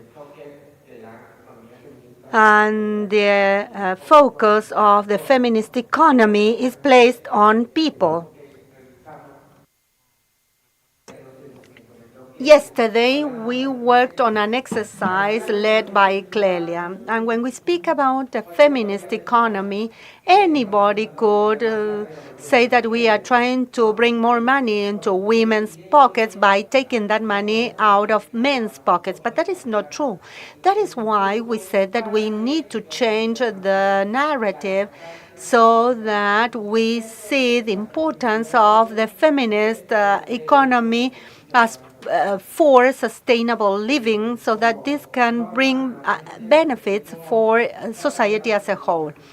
So here we know that companies seek profit, and they try to get tax benefits and tax exemptions. And yesterday we talked about that. Who benefits from these benefits, from these exemptions? Where do those monies go? They don't go to the pockets of an ordinary person. The ones who benefit are business people. So we need to consider how good is it actually to apply this kind of tax exemption policy, or how we can actually redistribute those funds. Formal work and the feminist economy. Formal work within the capitalistic system. Of course, here the goal is to have a compensation. The person should make a salary, but this doesn't mean fair recognition for the work that those individuals do. But the feminist system, on the other hand, puts forward that women should not only have a monetary compensation and recognition, but also an adequate standard of living, to also have a social value, giving priority to education, social security, and the quality of life for all individuals. How does this translate into policies for trans people? Because we know trans people uphold the feminist economy theory because we want to have a care system that gives priority to the lives of these women. Oftentimes, we see that trans women lead a disorganized life. You see them in the streets, working in the streets, and we tend to think that these are people excluded from society. But actually, we are individuals who do not have a life plan. We don't have a life expectancy that goes beyond our day by day activities. We don't have any expectations to survive. So we need a care system that takes into consideration the rights of trans women because this would give us more sustainability to our lives. Education, health, developing a life plan that gives us access to culture and to other forms of livelihood, not just um, looking for a kind of job that destroys our lives and leads us to drugs or to disease. Because unfortunately, that is the problem that many trans women face, not because they want to, but actually because that is the consequence of what society has done. Um, I don't want to go into all the details of the differences between capitalism and the feminist economy because I think that they are very clear from the explanations that you got here. But I think we need to raise these issues so that we do not forget that trans women also live in this society, and we also need to discuss and to have people discussing our needs and our rights. That's all. Thank you.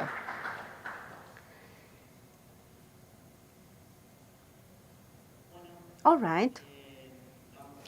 Now, I'm going to give the floor to Narayeth Quevedo. Nayareth is a journalist and she has a degree in social communication, 2 master's degree in communication, marketing and multimedia, and another one in governance, public policy and territories. Since 2020 for the PSI, she has coordinated trade union training programs related to decent work, quality public services, youth, women.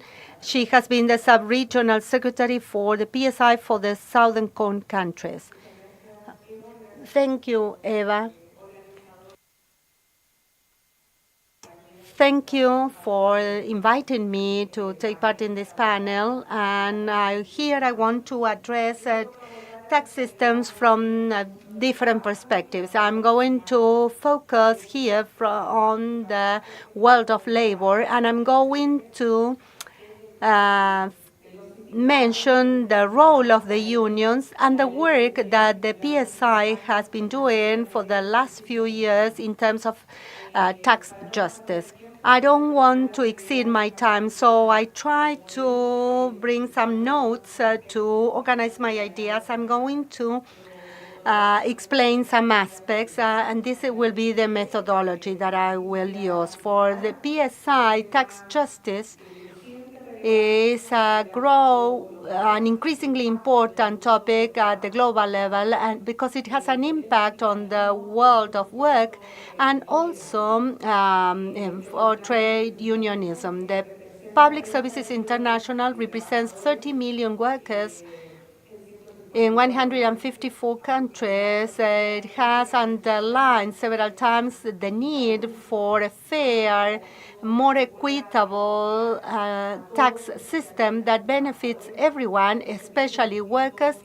and essential public services. Tax evasion, in particular, deprives governments from revenues that could be used to finance employment policies, social programs. Large corporations and wealthy elite groups resort to tax evasion schemes and tax havens, leaving a disproportionate burden on workers and small-sized companies that need to offset the loss of tax revenues. According to a study done in 2020 that we or 2021 on tax fraud, countries lose more than $27 billion in taxes as a result of corporate tax fraud and private tax evasion. This loss accounts almost to 34 million annual salaries of nursing staff every year, or the annual salary of a nurse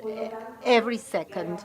Therefore, tax evasion and tax avoidance, as well as illicit financial flows, promote an environment of economic inequality, the concentration of wealth in the hands of a few, reduce social mobility, and perpetuate a cycle of poverty and unemployment.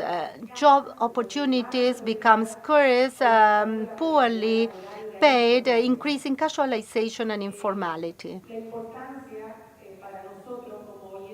At the PSI, we care about public services and financing of public services. Public services, in our view, are essential for a fair and equitable society. They represent a social agreement based on the values of solidarity, equality, and human dignity.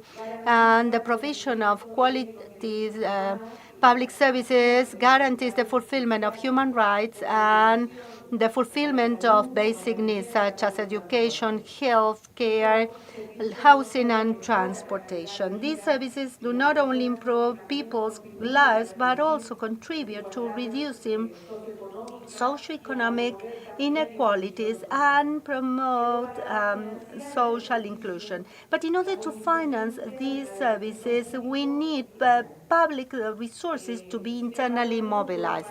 However, many countries face systemic challenges that make tax collection difficult.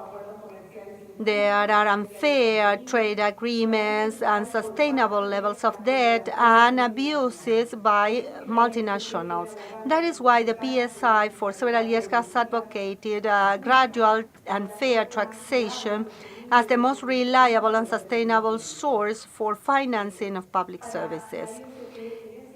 Within that context, for the PSI, trade unions play a key role in this struggle for tax justice because they have to educate their members on the importance of fair tax policies. They need to put pressure on their governments to have tax reforms and mobilize against the abusive tax practices of multinationals. Trade unions can also play an active role in monitoring multinationals so that they operate effectively. And they can also monitor tax administrations. Transparency is essential to get the trust of the people to ensure that taxes are used for the common good. Trade unions can advocate policies that promote tax transparency and accountability, and can also collaborate with other organizations of the civil society to monitor the use of public monies and report any misuse or case of corruption. For years, we have been working on tax justice related issues with our affiliates, with our unions in the public sector, and we have created partnerships through the Latin-DAD and the tax justice network in the region, because we understand that this is not a technical but rather a political issue.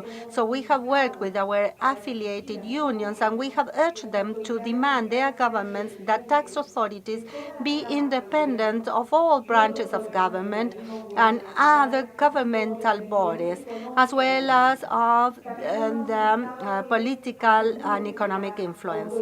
We have also urged them to make sure that tax authorities have sufficient resources, including infrastructure and staff, and that they set a sound mandate to apply tax laws and policies. We also want the states to guarantee that tax authorities have properly trained staff that is well compensated and motivated with favorable working conditions and labor and trade union rights.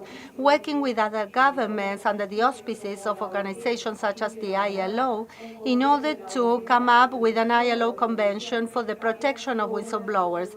That has been one important work that we have done. We think that protecting whistleblowers can provide adequate legal protection and the security that is required by those individuals that report irregular situations, who are mostly workers working in tax administrations. We have also urged them to ensure that tax authorities have the mandate to keep databases of all the companies and trusts registered in their jurisdiction and the beneficial owners, and that they have also records of their national accounts. We also want multinationals to be taxed as global companies using the unitary taxation as a distribution form to improve effectiveness.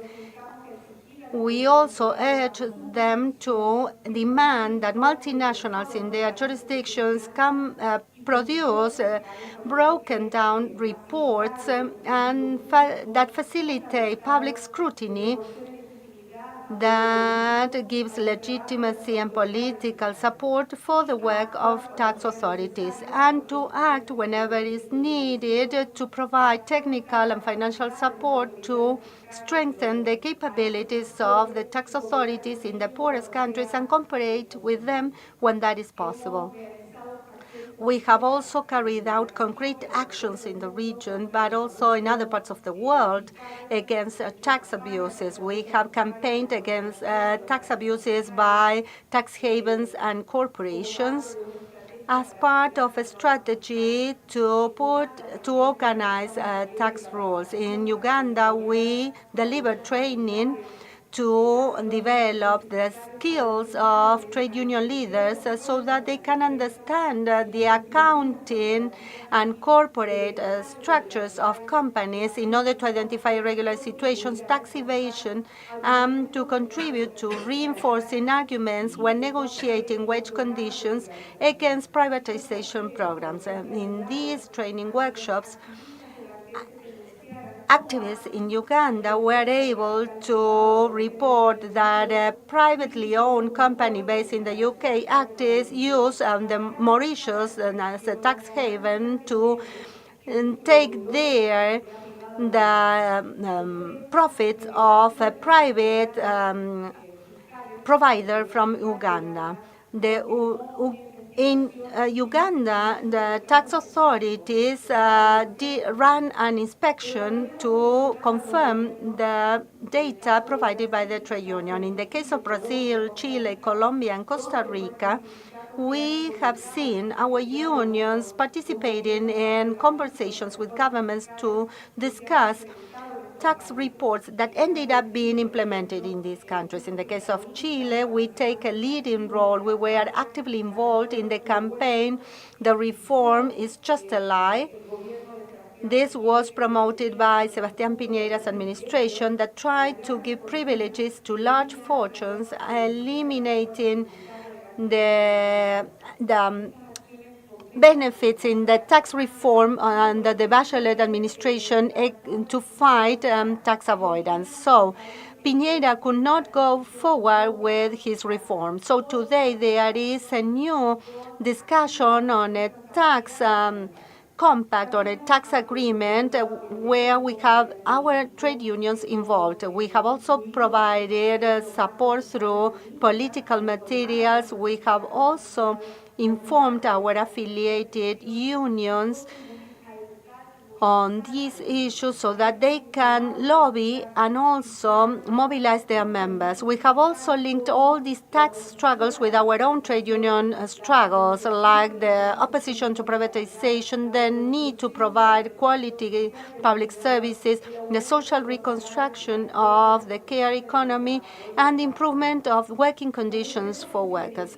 Companies that benefit from privatization often end up avoiding taxes, exacerbating austerity, and justifying more sales. When you connect all these links, trade unions can establish a sound, strong public opposition. That has been the formula that we have used in order to educate our members. A few recommendations from the PSI to strengthen tax systems. These recommendations have been clearly outlined. We discussed them with our affiliates, and this is what we have tried to advance in international forums, including providing more political support and resources to national tax authorities so that they can do thorough audits and combat tax evasion effectively. Tax authorities should have the necessary resources, including qualified staff, advanced technologies to detect the fraudulent tax practices, and they should also have access to punishing measures. We should also protect tax authorities from political and economic influence and ensure transparency in their operations. We have also promoted international cooperation through a tax agreement under the auspices of the United Nations to set global, inclusive, and effective rules.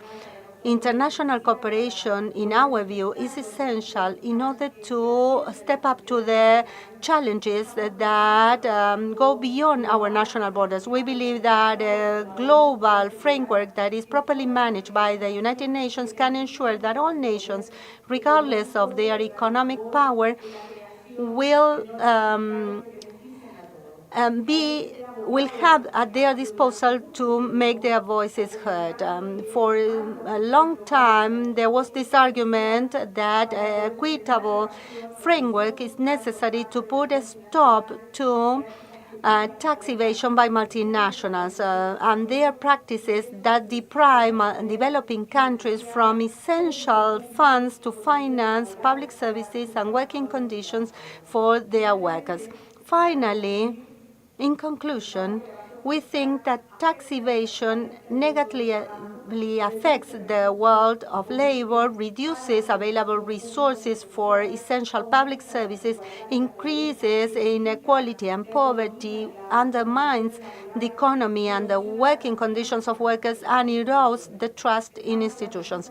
We believe that tax justice is not just an economic equality matter, but also one of human rights and social justice. And trade unions, as defenders of workers, need to continue putting pressure to make sure that fair tax rules are implemented to ensure an equal distribution of wealth and adequate financing of essential public services that is fundamental for a fair and equitable society. Thank you.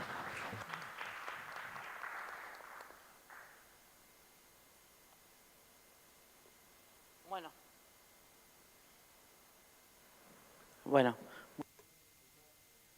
Thank you, everyone, for sticking to your times.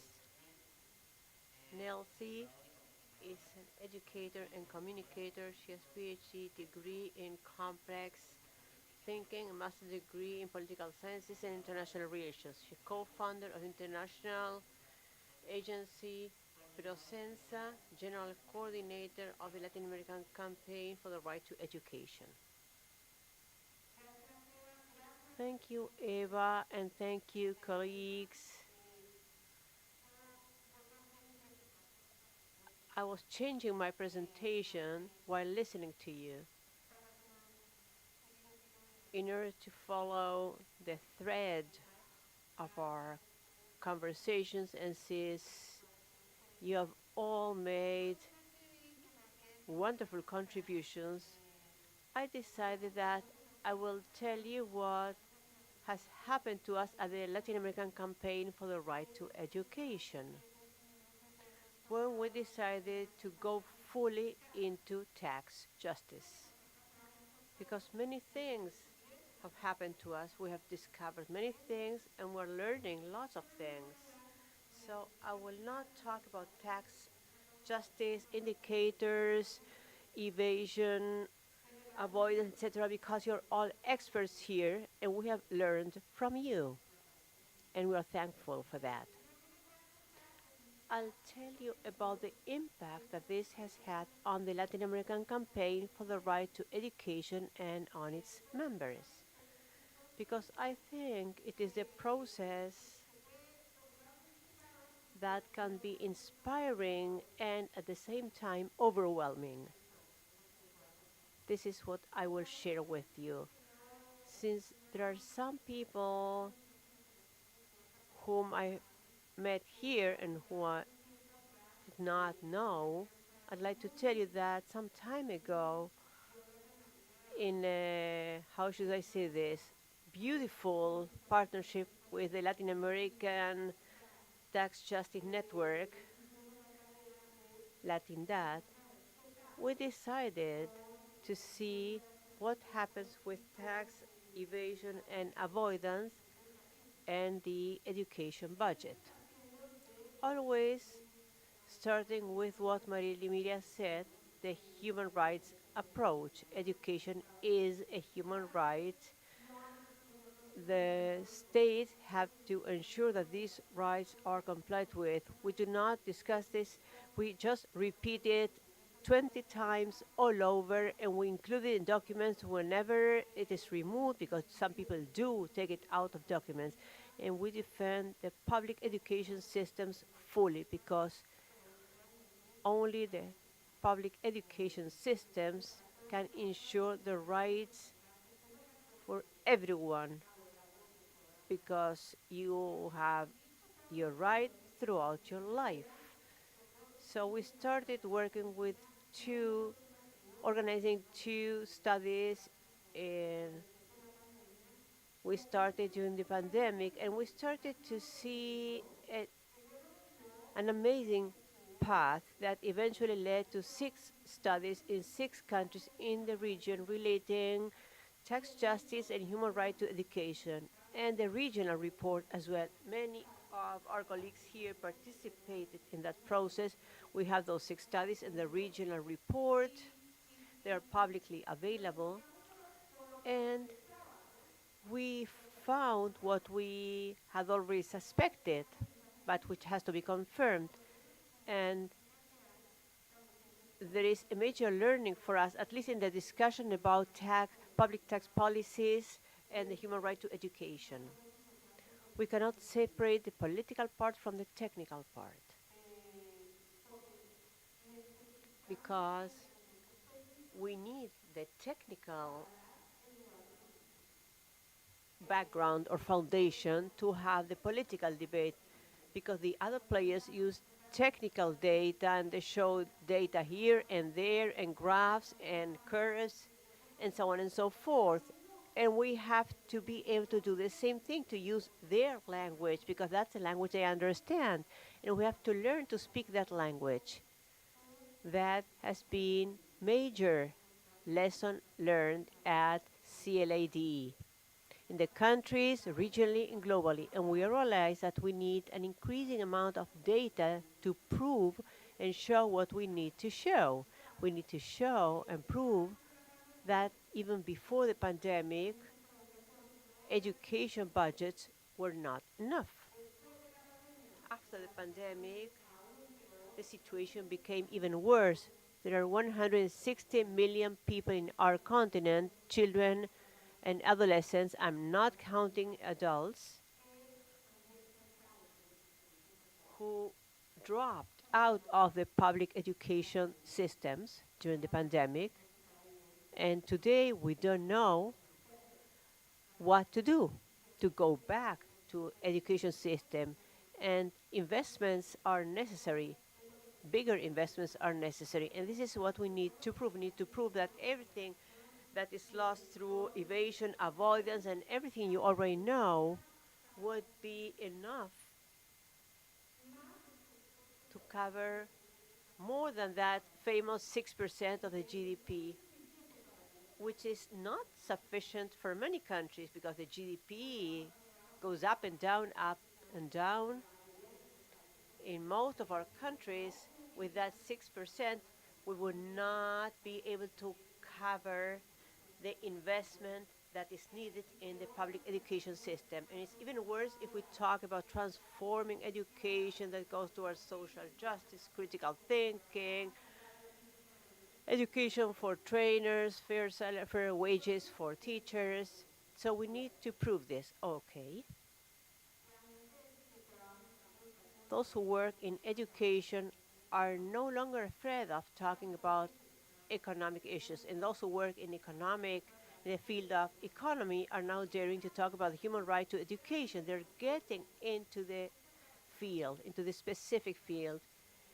For us at CLADE, this is a major achievement. Now, what has happened over the last year? We have started to work hard with some steps back and forth. We feel that there is dynamics that has to be strengthened, the national, regional, local dynamics from the bottom down and from the bottom up and the other way around. When we work with the countries, from the countries can have an influence on the representatives in New York, but we're not able to achieve a lot because in the UN, it's the countries who vote on the one hand, and there are other players, and I will tell you which players we have found in the world of education. So the link between political, tech, and social strategy with the happens at the regional level. In our case, we have a regional governance mechanism for education, and we work with a high-level committee, which is the highest level in our governance model. That relation is fundamental, and once we go up and things happen, what happens is sometimes very interesting and sometimes not very interesting. This has to come back again. That is, people in the countries need to know how to use the achievements that were seen in those levels to demand that from their own governments. Because clearly there are in many spaces, there are binding commitments, not all of them, but there are many. For example, the Declaration of Ministers of Education, Latin America and the Caribbean are binding. It's not that they can apply that or not. It is binding. This is binding at the national level. The countries have to play a role there. So there's lots of work to follow up what's being done, political reading, understanding the context. There's a lot to be done there. I know this sounds like exhausting. It is, but it's also very exciting. On the other hand, you can see quite clearly when you go up and down, down and up, that there are certain narratives that are common in all levels. So this narrative conflict between state and private players, public and private, public education versus private education.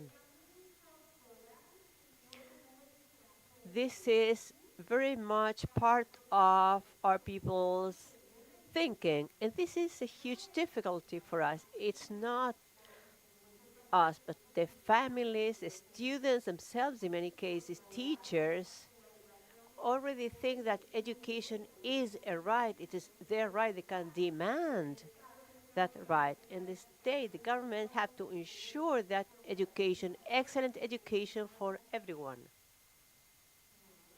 But no,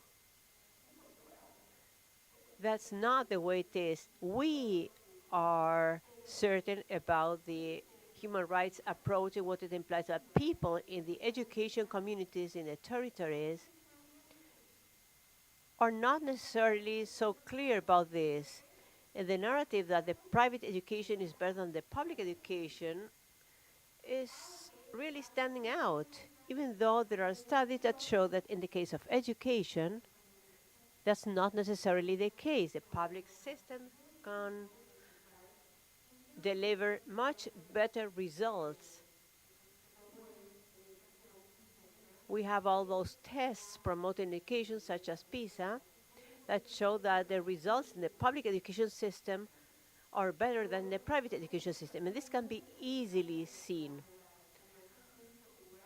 We talk about the public-private partnerships and all those things, but you can see clear results.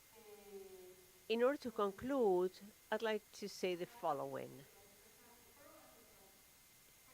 Even though we have all these things, conflicts, layers, arguments, etc., in the world of education, the human right to education, I guess this happens in other fields, but I don't know.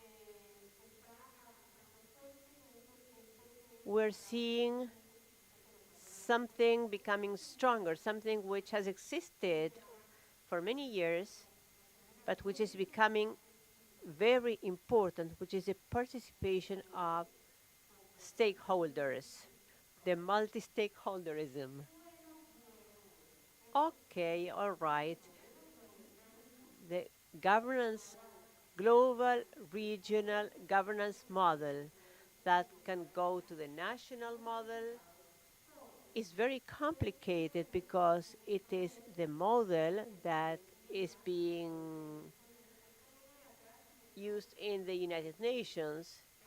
This is coming out strongly now. It's called impact measurement because they find super sexy name for everything. They're called impact coalitions.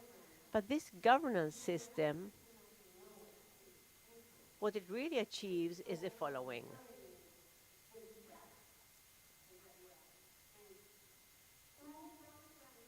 You put on the same table private players in the world of education. There are corporations that develop digital technology, AI, and virtual education packages with all the biases you may imagine that you find in algorithm developed in the north by the white people, etc. This is becoming quite strong an argument because you can make a lot of money out of education. So we see these individuals sitting at the table, speak to the United Nations officers, to our officers, and they just do businesses. And at the same table, the civil society organizations and the governments, that is, that movement opens up the field through those who have a lot of money, a lot of power, and technology in this case, to private players. And this takes away some space from the civil society organizations who have less space to participate, at least in the United Nations, and they are never on an equal footing. This movement towards impact coalitions means taking possibilities away from the other groups which have existed and have worked at the UN for so many years. But the most serious thing is that they weaken multilateralism eventually because states lose positions, lose space there. It is very clear in education, it is amazingly clear, it's brutal.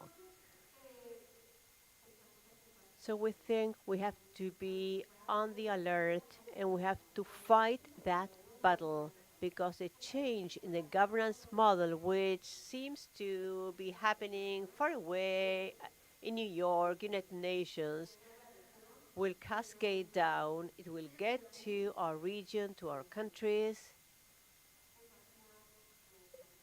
and there we will have to face real, really complicated challenges. And there's another challenge I'd like to discuss.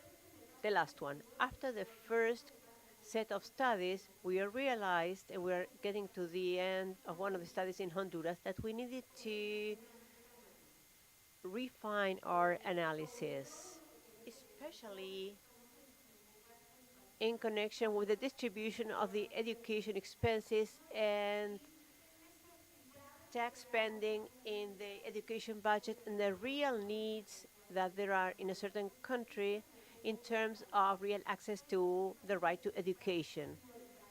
That is, we have to see what every country needs to prioritize so as to see how potential funds can be distributed. potential funds coming through measures such as the one mentioned yesterday by our colleagues.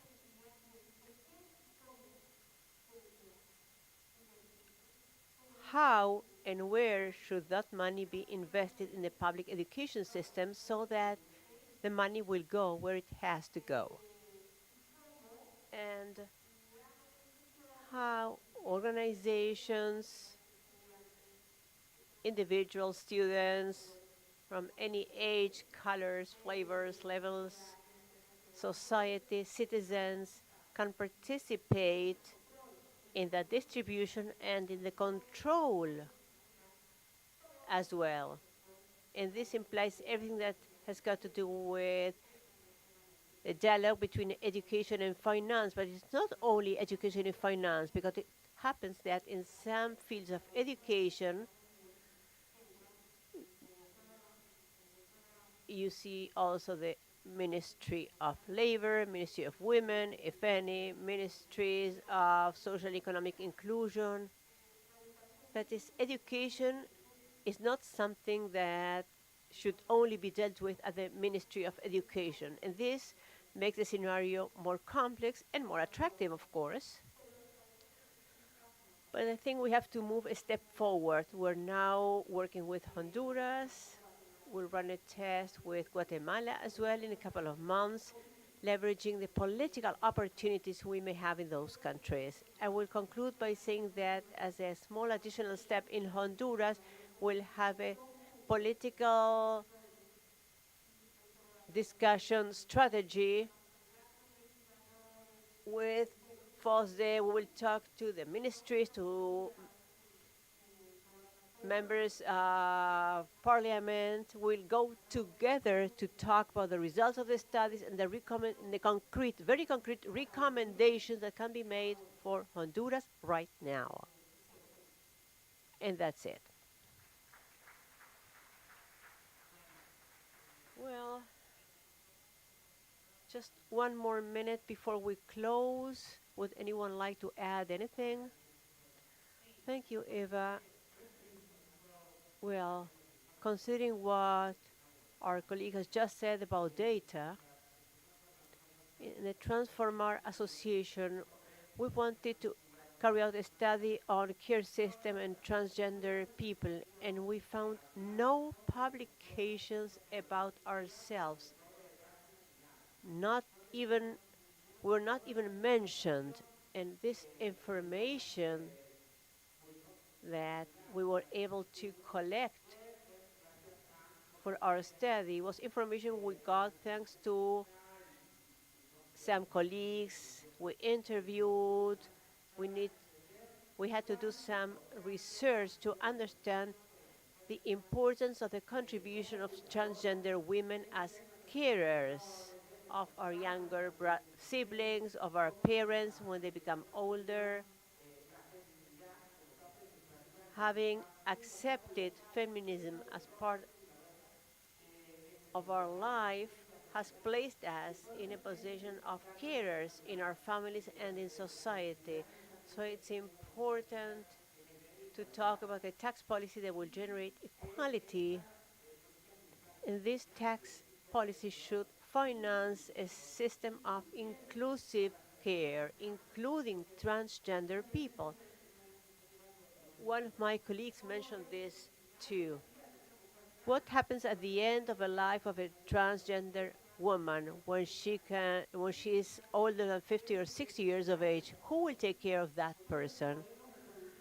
We can reproduce life because we care for others, but we do not have children. And obviously, society, in our society, children look after their parents.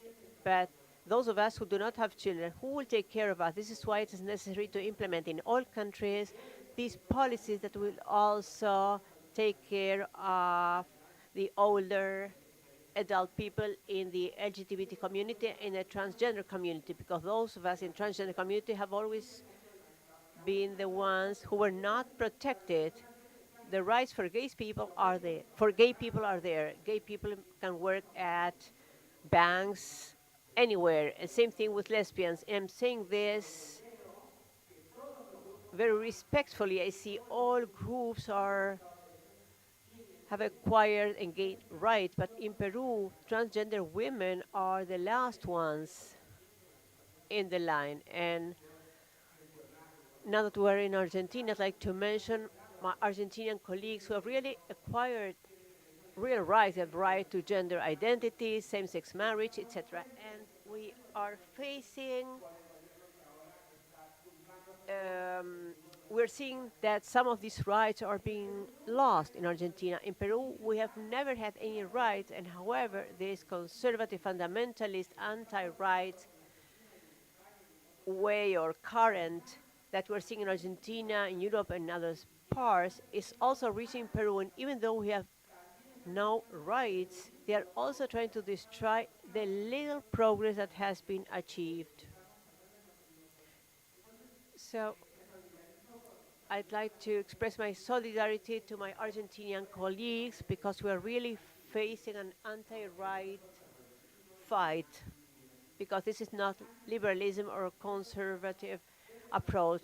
They are going against our human rights, the right to education, to equalitarian education. It's not just as this man says, I don't even want to say his name, that everyone will go to university, that they will get checks to go to education. This is not the way it is, because we know that we do not even have the right to an inclusive education. The insertion of transgender women in schools is precisely missing because education is not based on a humanitarian approach. I don't want to say feminist or gender-based approach because people don't like those words, but unfortunately we have to say that education has to be inclusive and equalitarian for every person to be able to access education, and so that the girls will not drop out of school, and so that they will even be able to have higher studies to generate a life plan in society. Because besides being carers, many of my colleagues also do sexual work. It's their right, but we also want to have other expectations. We're not only hairdressers or sex workers. We have the right to be included, and the government should have public policies to benefit our community. We pay taxes as well.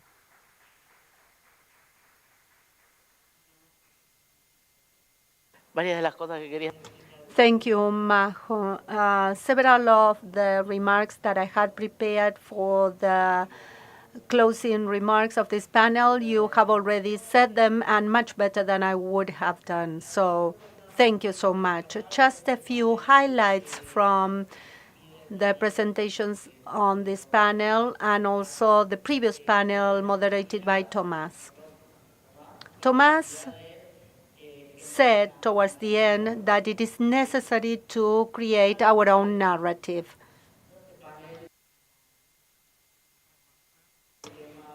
Something that cut across this panel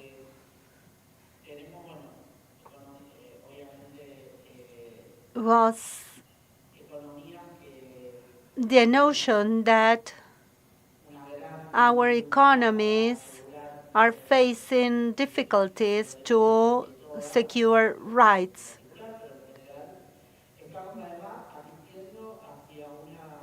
In addition, we are witnessing the advancement or the advance, rather, of the right wing, especially those of you who come from abroad. You can see that clearly here in Argentina. And the fact that you and us can see this risk is quite concerning. But in the last 15 years, we have had socialist, progressive governments that have enhanced many rights, but at the same time, they haven't been able to fully realize these rights because basically they were lacking resources and revenues to do that. So every time they try to move forward and ensure that taxes are paid by those who actually need to pay taxes, they encountered many difficulties. And then this creates some friction with their voters' base, so with their constituencies.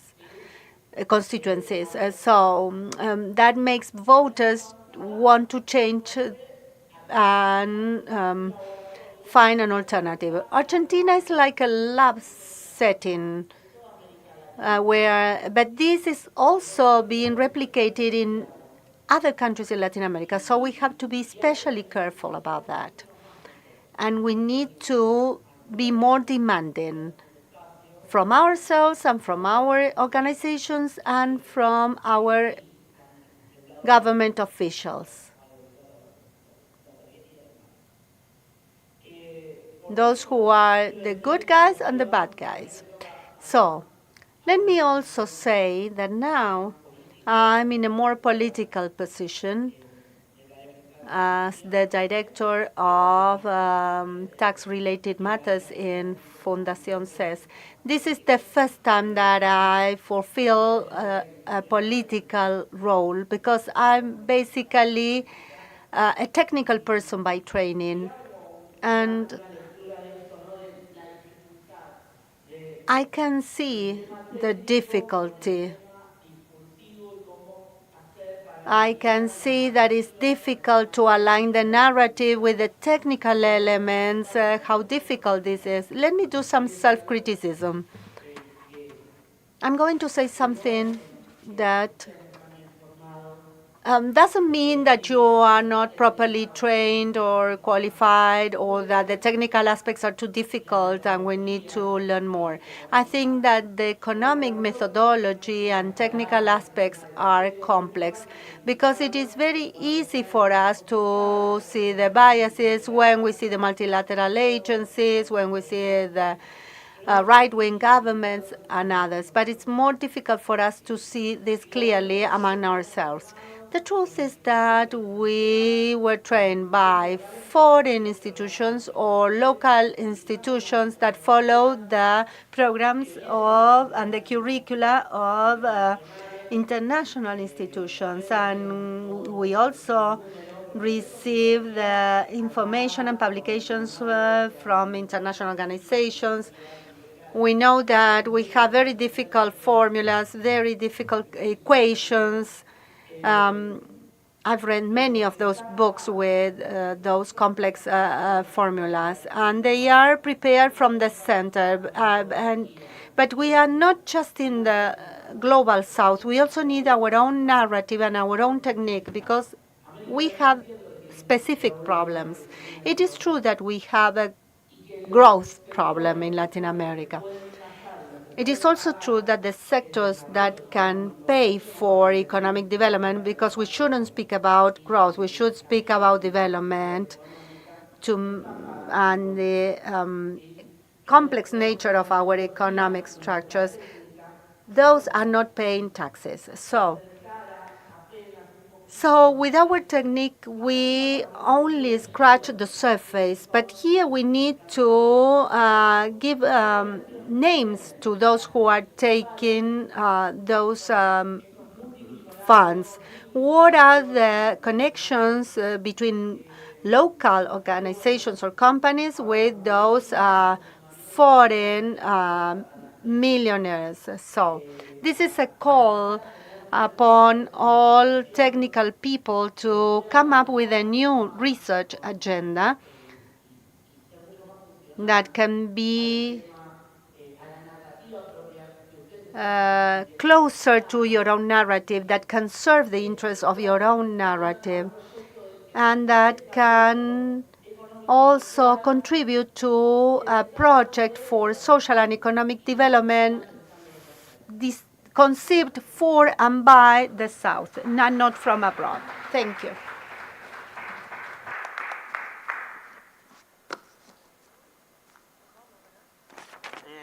Ahora nos vamos a almorzar. Now we are going to break for lunch.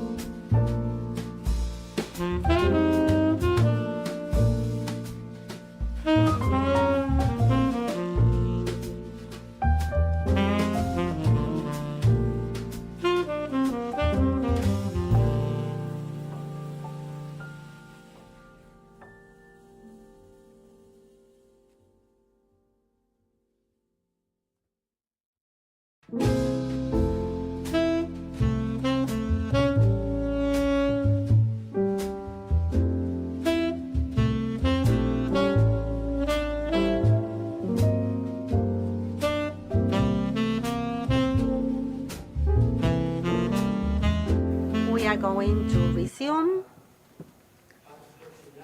We are going to start with the final leg of these 2 days of meeting. We have 2 sessions this afternoon, a short one.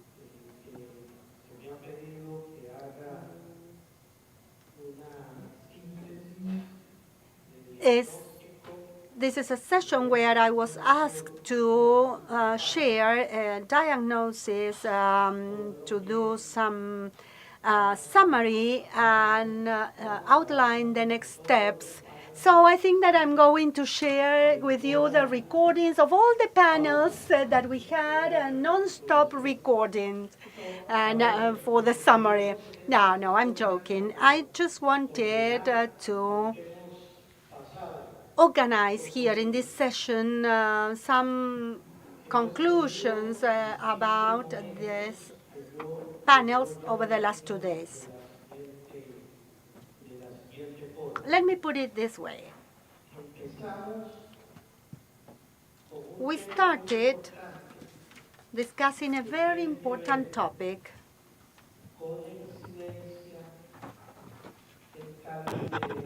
lobbying, advocacy by global and regional social organizations on tax matters.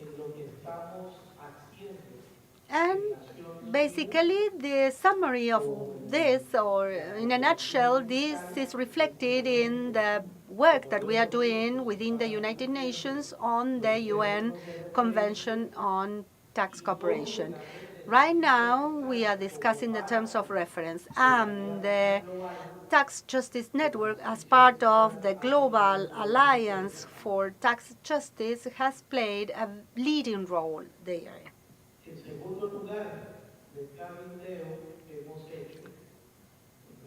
We've done lobbying, and this takes me back to the second session we had. So, there we have a big discussion. What level of progress have we made with regard to the OECD and the G20, considering that they had monopolized the discussion on global tax governance and tax rules? So how much have we taken from them? Because they seem to keep tax governance issues as hostages for them. So now we have been able to take some of that discussion from them and take it to the United Nations. Of course, there are some difficulties in the UN, but this is the most significant multilateral body. Then we had a session on the Latin American tax cooperation platform that was created last year. We managed to make some progress, and we put forward an agenda with 10 proposals, and we also set up the Civil Society Advisory Council. And we succeeded in making sure that this governmental tax platform could center on 3 main topics: progressive taxation, tax spending and tax privileges, and environmental taxation. So these 3 topics have been at the center of our work. We have engaged in a discussion process with governments to discuss proposals. And from the regional and global setting, we moved on to another level. We reflected on tax reform initiatives at the national level. There, we had the opportunity to learn about the experience in Honduras, Brazil, and Colombia. So, what is the outcome that we can derive from those three reforms that can be considered positive and progressive to a certain extent? In our field, we are quite maximalistic when we look for reforms. That is, we acknowledge that significant steps forward have been made, but we also acknowledge significant weaknesses that show that tax matters pertain to a political dispute with economic and political elite groups in our respective countries. So whenever we talk about tax reforms, we have a whole range of shades or nuances, and we do not necessarily come up with reforms that contain all the elements that we desire. As the tax justice network, we do have a significant presence and advocacy and activism in discussions on taxation at the national level. That is an important field of work for us.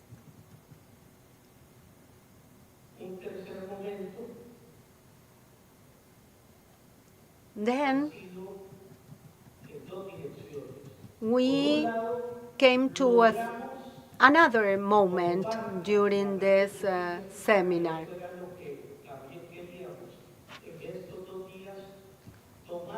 We managed, as part of the Tax Justice Network and other organizations, to talk about our umbrella organization, the one that we are part of, that is the Global Alliance for Tax Justice. So there came that third moment in this seminar where we were able to learn about the experience of the work that is being done in Asia by our colleagues and the work that our African colleagues are doing. And then also in Asia and in Africa, priority is being given to wealth tax, the fight against tax evasion and tax avoidance, the fight against illicit financial flows that erode our public finance and our institutions. So we may be in Africa, in Asia, or in Latin America. That doesn't matter because from a tax point of view, we have a shared agenda. I think that that third moment during the seminar has been very important because we know that we are not just acting in Latin America, we are acting at the level of the global south. Then came another moment where we talked about intersectionalities with taxation. So first, we found that intersection between taxation and gender. And as the Tax Justice Network, we have taken a stake in this regard. We have colleagues who have been working hard on the development of a more conceptual narrative that may turn into a set of proposals. We also analyze in the intersection between tax systems and human rights, the intersection between tax systems, public services, and social protection that connects us with the labor movement. And we also looked at the intersection between tax systems and the trans movement. This is certainly something new in our discussions on tax-related matters. But more importantly, we saw the intersection between tax systems and education as a human right. So, see how much progress we have made in our network. We are now connecting taxation and tax systems with themes that from a traditional point of view of taxation would not appear on the agendas. So that is why we are not talking about taxation. We are talking about tax justice, because it is a more holistic dimension, a more comprehensive dimension that includes different variables. So over these 2 days, we have try to give visibility to the level of advocacy that we are having within the United Nations, our advocacy work with the Latin American Tax Cooperation Platform. We also try to give visibility to our links with our peers and partners in the rest of the Global South, and then the links between tax matters and these other areas that I've mentioned. Now, what should be our next steps? First,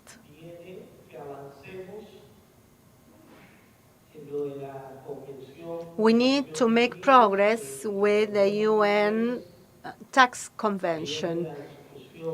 In less than a month, the discussion on the terms of reference will start. A delegation of Latindad and the Tax Justice Network will be there, as well as a delegation of the Latin American Tax Cooperation Platform Advisory Council. So we are going to work jointly to make sure that within GRULAC, within the Latin American region, as Dere just said, the North is doing this already in Africa to fragment, to split Africa. So we are going to work jointly to make sure that that doesn't happen with Latin America. By the end of the year, we expect the UN Convention process to be approved to start. Of course, it will take some time, but the General Assembly should adopt the start of that process. That will be our priority. This is what we are going to work on from the Tax Justice Network. The second priority would be to maintain and strengthen our actions at the level of the Latin American Tax Cooperation Platform. We will continue working in the 3 groups, trying to strengthen our actions there. The third line of work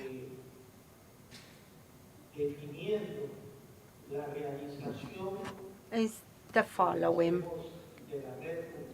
We are working together with Latindad on defining the annual event that we usually hold with tax administrations, probably during the second half of September or early October. At the latest, we will hold this activity with Latin American tax administrations convened in the CIAT, in the Inter-American Center of Tax Administrations. Probably this will be taking place in Chile, Santiago, or in Colombia. We still have to define that. So that is another area of work we will focus on. We will also work on some specific studies. It has been made clear that we need to deepen our discussion on tax spending. We want to have more national efforts to characterize the tax situation in every country. We also want to establish the connection with coming tax reform processes in the region. This should be on our agenda. And finally, another next step would be to hold our general meeting of the Tax Justice Network for Latin America. This meeting will take place in December in Lima, Peru. We are going to hold our assembly, our meeting there. So all the Tax Justice Network organizations should mark their calendars, because in that meeting we will have to revisit our agenda, our roadmap, the one that we approved last year. Why? Why do we need to revisit this? Because many things are happening in our countries and in the region and at the global level.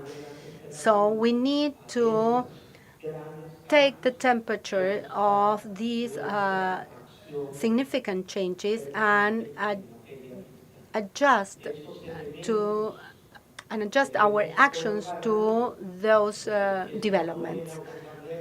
This was not a meeting, this was a conference, a general conference organized by our network. But we wanted to set a path so that you are aware of what is coming next in the next 6 months. The UN Convention, the platform PTLAC, deepening the analysis on gender in relation to taxation, human rights, trans women, education, social protection, public services and rights, all in connection to tax systems and taxation. And then we need to get ready for our meeting in December this year. This is what I wanted to share with you by way of reflection, because sometimes you listen to presentations, you exchange information, and you get so much information that you actually don't know what happened during those 2 days. So this is like a start of the preliminary systematization of the information for you to have some framework and a summary of the work done over these 2 days. So that would be all. Let me also say that we expected, we are only 5 minutes late according to our agenda. So we were planning to have a closing panel, and you could wonder why we had this session and then we will have a closing panel. Because in the closing panel, we would like to have, as we discussed at the beginning of this event, a more political discussion on tax systems. The title of the panel is Tax Policies, Income Distribution, and Regional Development. And I would also add regional integration. We are talking about regional integration in Latin America and the role of taxation in these integration processes. So we agreed that the Latin American Tax Cooperation Platform is part of this integration process. So, as we expected, we are going to have a top-notch panel here. Once again, we have Nicolás Bome, the coordinator of PTLAC on behalf of the Chilean finance minister. He will be joining us remotely. And let me invite the other three panelists to come here on stage.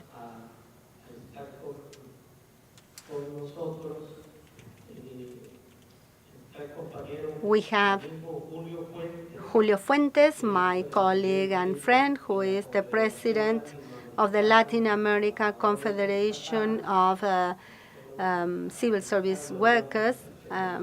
So hopefully he will join us. Then we have our dear friend Natalie Begin, representing the Tax Justice Network. Nati, I'm sorry, I need to move your name card here. And we also have with us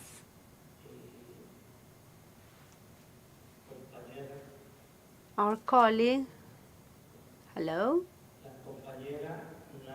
Natalia Saracho, who is a congresswoman in Argentina at the national level. So please come here on stage.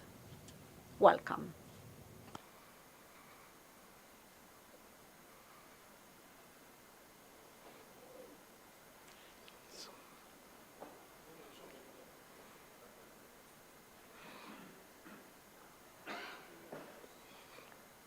Hola Natalia, qué gusto.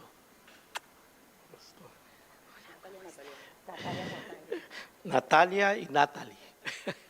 Está muy bien. Miren, a ver, entonces acá vamos a tener un panel no de especialistas en fiscalidad, a diferencia de Natalie, porque lo que queríamos era tener reflexiones sobre cómo la política fiscal, las políticas económicas tienen incidencia directa en la calidad de vida, en los derechos laborales, y queremos, Natalia tiene una altísima experiencia en trabajo de base, y hoy diputada, pero su trabajo de base con movimientos es fundamental. Compañero Julio, dirigente sindical a nivel latinoamericano, y un poco cómo ven, cómo se ve desde los sectores populares, cómo se ve desde el movimiento sindical esta discusión sobre políticas fiscales, integración, redistribución, desarrollo regional, desarrollo nacional. Y por otro lado vamos a tener a Nicolás, representante del gobierno de Chile y que en este momento tiene la presidencia pro tempore de la PTLAC, y Natalie, que es la representante de la Red de Justicia Fiscal. Bueno, cómo desde la mirada más del mundo de la fiscalidad tenemos este balance de encuadre político, de discusión política y cómo vemos. Así que le daría, si es... So if Nicolas is here.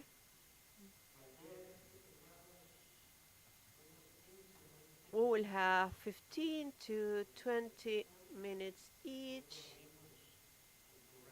Then we will open up our discussions to see if there are comments, disagreements, questions.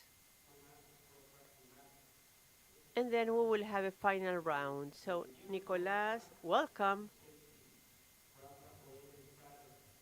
I don't know whether you will be able to stay during the whole session, but in advance, we'd like to thank you again for your efforts to be with us these days. So you can start, and again, thank you for being with us. Nicolas, can you hear us? Yes, I can hear you very well. Perfect, thank you. Go ahead. Well, again, thank you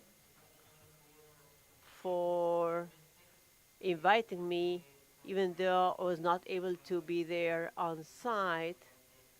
At least I can participate virtually. So thank you, Jorge, again for your invitation. I wanted to talk about a couple of topics which I think are related to the relation between progressiveness and tax discussions, and then the relation with the international and local agenda. When you discuss tax-related issues, there are several aspects, but there are two which at least stand out and are especially important from a point of view of the preparation and implementation of public policies from the progressiveness point of view, and which are part of this closing panel. Sufficiency is part of it, and the relationship with equality or progressivity. In terms of sufficiency, I'd like to point out that I think we are at a point where tax discussions from the point of view of sufficient resources has become relevant in the progressive world in the region. This is something that is not always there. Rather, we've come back and forth in terms of the protagonism that this discussion has. Because by the end of the day, this discussion about sufficiency is very much related to what extent are we able to build governments or states that are able to ensure social rights and, on the other hand, can implement productive development policies that make it possible to reduce the differences in the developed productive world. So progressiveness doesn't always take into account the central role of tax discussions to facilitate processes to expand social rights and productive policy that will help us break certain dependent patterns that we have in connection with natural resources. And I think that progressiveness has been part of the current administration's other alternatives that are less sustainable were used. For example, in terms of the experience of left-wing governments in the region during the century of raw materials, from an economic point of view, very frequently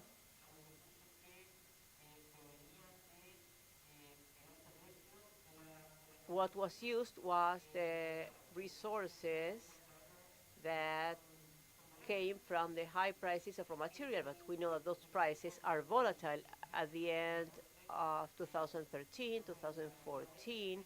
That was not the first time that a super cycle of raw material ended, but what the end of the super cycle implied or brought about was that it challenged the economic policies of some of the progressive administrations in the region at the time.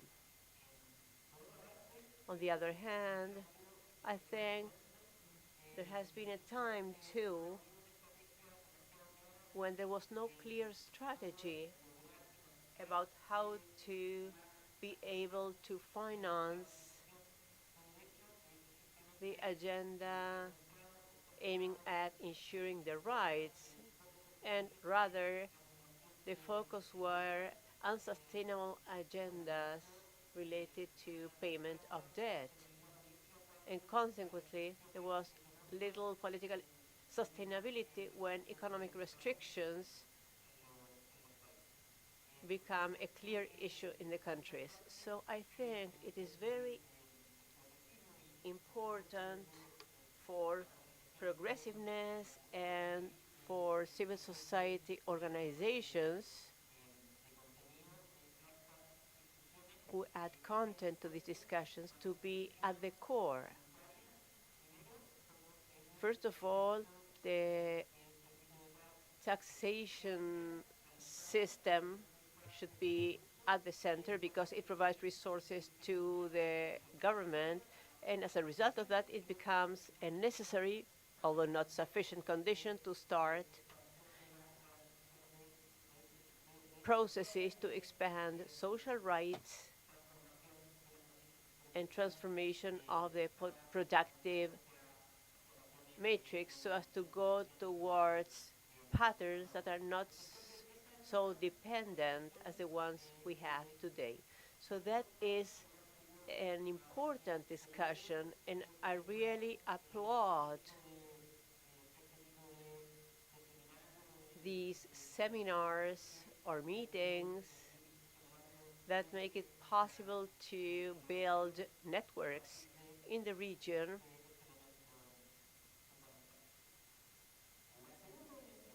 and the second aspect is related to progressivity. It is related to the question that is, to what extent should tax system contribute to reduce inequality? Yesterday, I said that the international discussion today is different than the discussion that was held 20 years ago. 20 years ago, the focus was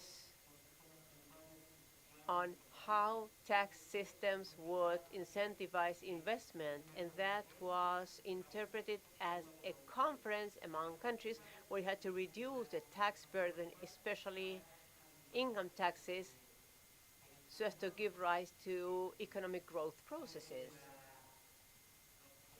I think that the empirical evidence has shown that that correlation is not totally clear, and on the contrary, the design of progressive tax policy elements may lead to reduce inequality, but today it is not yet achieving that goal. That is for sure a reality in Latin America and probably in the developed world as well. And why? I think this may be related to the fact that traditional tax systems have not been able to set a tax burden that is enough, especially on capital. And that is related to a base that is too narrow. And that is where labor income is taxed, usually, Usually that's part of the tax base. That's personal income tax, those who get an income from work. And capital income only is only taxed when you withdraw the dividends in a context where we have corporate structures that are extremely complex and where most of the profits stay circling around these corporate structures. So, for example, what we have seen after analyzing tax data is that those who are between the 1 and 0.1% of higher income in Chile, what they withdraw as profits only accounts for 10% of the total profits a person may have. So when the tax base is only 10%, I mean personal income tax, we have a situation where we see a difference between the tax burden on labor and on capital. And when we think of progressive elements, this is precisely an element that we should be clear about. And this leads me to my last topic, which is the relationship between the domestic tax agenda and the international tax agenda. And I wanted to raise the topic that we need to have more discussions on this. Sometimes we tend to say, well, this discussion is more important or this other topic is more important, domestic or international. But I think that they supplement each other. So to push progressive tax agenda at the domestic level, it is not a necessary condition to take previous steps in the international arena. We don't have to wait for the construction of a different international tax architecture to push the domestic agenda. But at the same time, we have to be very clear that an international tax system that requires cooperation among the countries, that is, where there are fewer incentives to have this tax competition, where the creation of a different international tax system may increase the degree of freedom that governments may have, especially governments in developing countries. And this is related to the processes that are taking place right now. Of course, all countries in the world, but especially developing countries, are interested in the fact that the tax discussions taking place right now at the United Nations will be fruitful, and the progress made with this process and the involvement of countries in the region will gradually, slowly, improve the autonomy that countries have in the promotion of domestic discussions based on progressivity. I think this is a very interesting point in terms of tax-related issues, discussions all over the world. The Chilean administration hopes that the tax discussions in the United States be successful. PTLAC is open and available to contribute to all those international cooperation processes And I think we are also responsible for pushing tax agendas in our countries that will provide enough resources to the state so as to ensure that rights are enforced and to have useful instruments to reduce inequality in our countries where inequality is really high. Thank you again for having me with you. Thank you, Nicolás. Three ideas he mentioned and that I think are very important. Political progressiveness in Latin America has not always improved tax-related issues. That idea is very important. The second one is that we need tax progressivity in Latin America to fight inequality. And third, the close, direct, organic link between the domestic or national tax agenda and the international tax agenda. I think this sets the context for this discussion, and I will now give the floor to Brother Julio Fuentes, President of the Latin American Conference of Workers, Latin American Confederation of Civil Servants.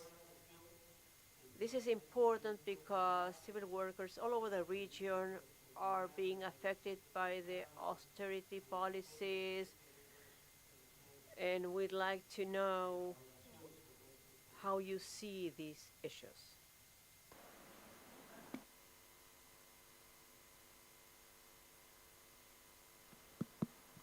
Hola, bueno.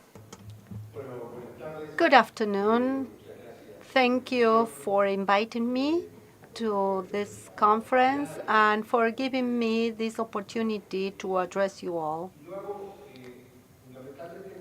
I will speak mainly on behalf of our confederation. CLATE is an international organization that brings together workers from the public sector, from the various government branches and the different institutions.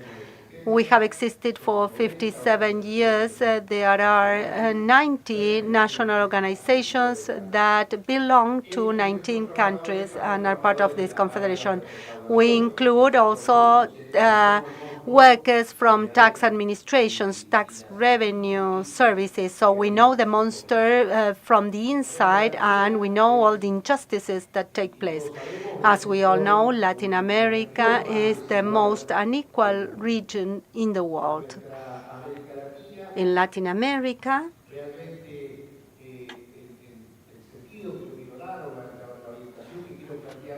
the focus here will be placed on labor, the situation of workers in the region, and all aspects relating to the world of work.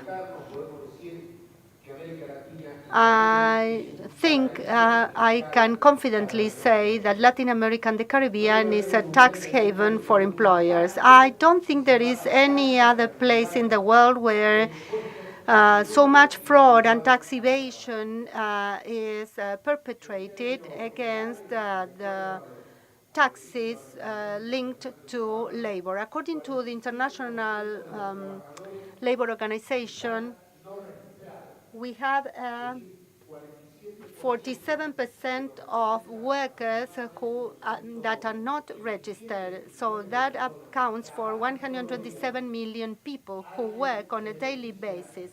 And somebody benefits from that unregistered work. Somebody gets a benefit for that, and somebody is not paying taxes for that. So laws are violated. This happened in the 1970s and it started to grow. We see a growing number of unregistered workers, and the names used are change constantly to be softer. Before we had what we call workers in the black market, so they said that that was quite a racist term. So we started using softer terms: informality, precariousness, casualization. But that actually is a joke. That is employers that evade taxes with with the collaboration of governments, because that is the only way in which they can evade that. That destroys all solidarity-based systems, pension systems, welfare systems, healthcare systems, all the systems that are created on the basis of wages. So all of them are in a crisis, because if half of the workers are not registered, if taxes are not being paid on them, then it is impossible to uphold the entire scaffolding of instruments that would give us some hope that we could have some level of social justice. On a daily basis, this is gradually destroyed, because with 47% unregistered workers, well, that is a number that keeps on growing. You know, workers in the public sector know that there is no political will to change that. On the contrary, imagine a country like Argentina with all the workplaces it has. It only has 100 labor inspectors, only 100 individuals for the country that have to inspect the workplaces in any sector you can think of, the restaurant, across the street, just to inspect those workplaces to see if those workers are registered. So there is no political will in the government to solve this. So tax evasion is tolerated.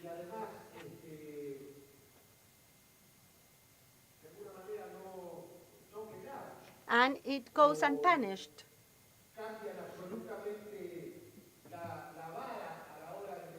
Or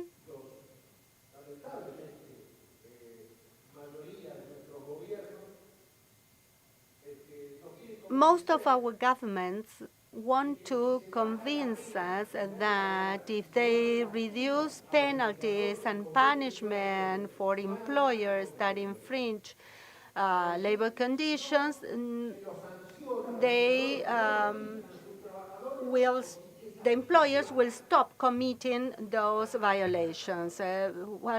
Actually, it is just the opposite. And this is completely different when it comes to private property. They say, well, let's raise the punishment so that there will be no crime. But in the field of labor, they reduce the punishment. The executive branch has sent a bill to the Congress, and the law that has just been passed by Congress does precisely that. Tomorrow, they believe that employers are going to queue in order to register all the workers under the new law. And actually, just the opposite will happen. Peru, Chile are concrete examples. There are almost no sanctions, no punishment for those who infringe the labor legislation. And in Peru, more than 75% of the workforce is not registered. So we think that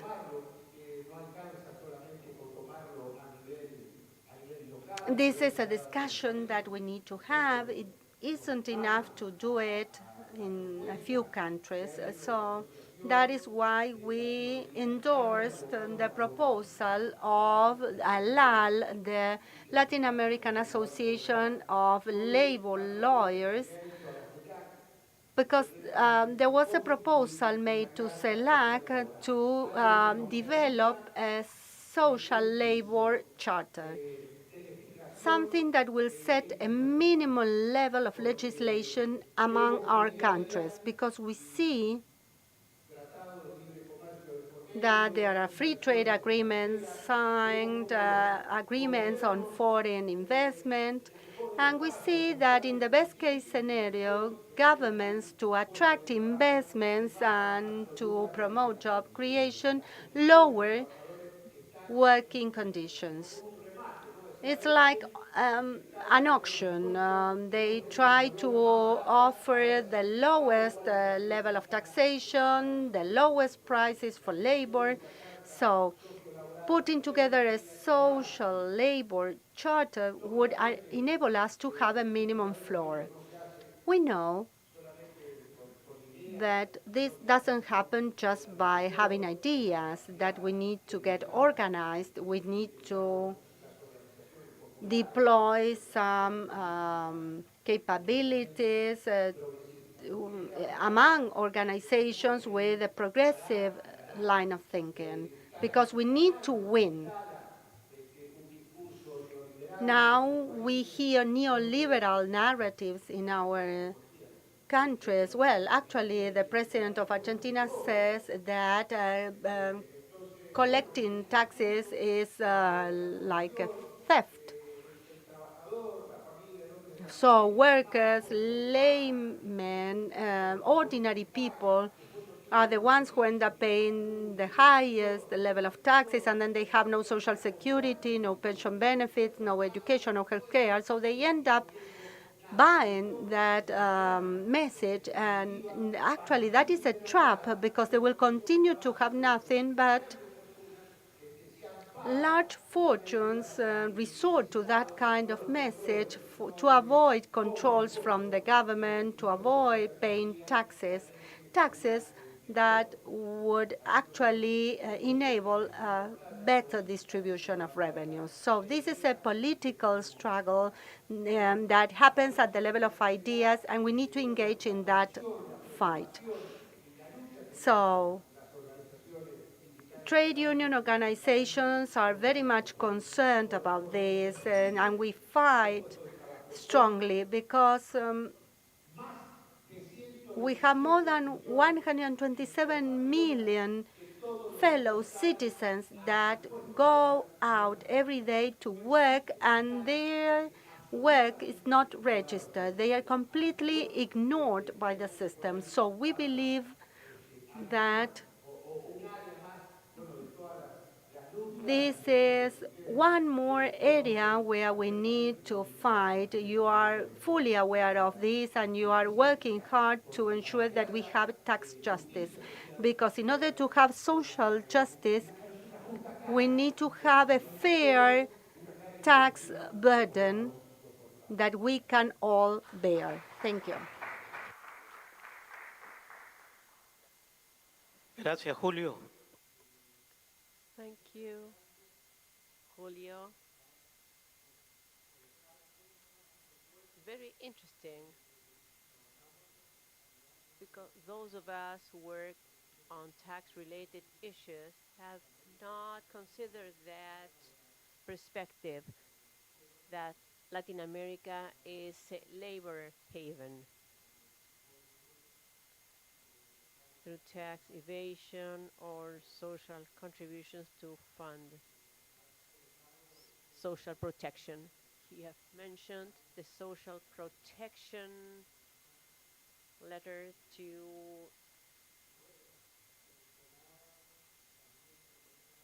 the charter, to the CILAC, and you also mentioned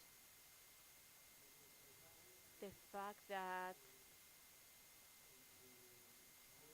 business people say that the fewer the penalties, the more workers will be registered. But we're continuously being told that fewer taxes, higher collection.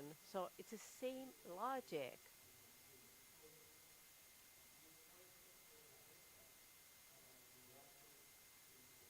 So this is another idea to be discussed later during our discussion session. I will now give the floor to Natalie Begin. We'll close with our sister, the Congresswoman. Natalie needs no further introduction. She's a well-known colleague from Brazil, and I will give you the floor. Thank you.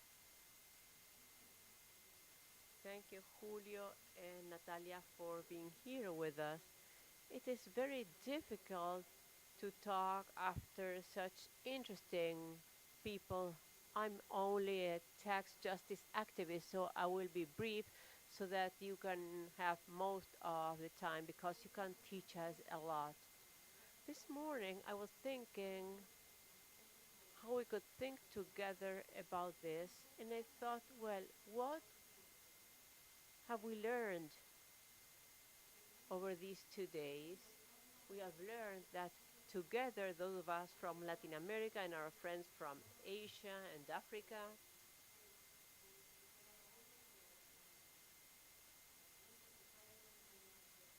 we have seen that tax policy is a political issue. Today, our political systems reproduce inequality because they express power relations which are extremely unequal.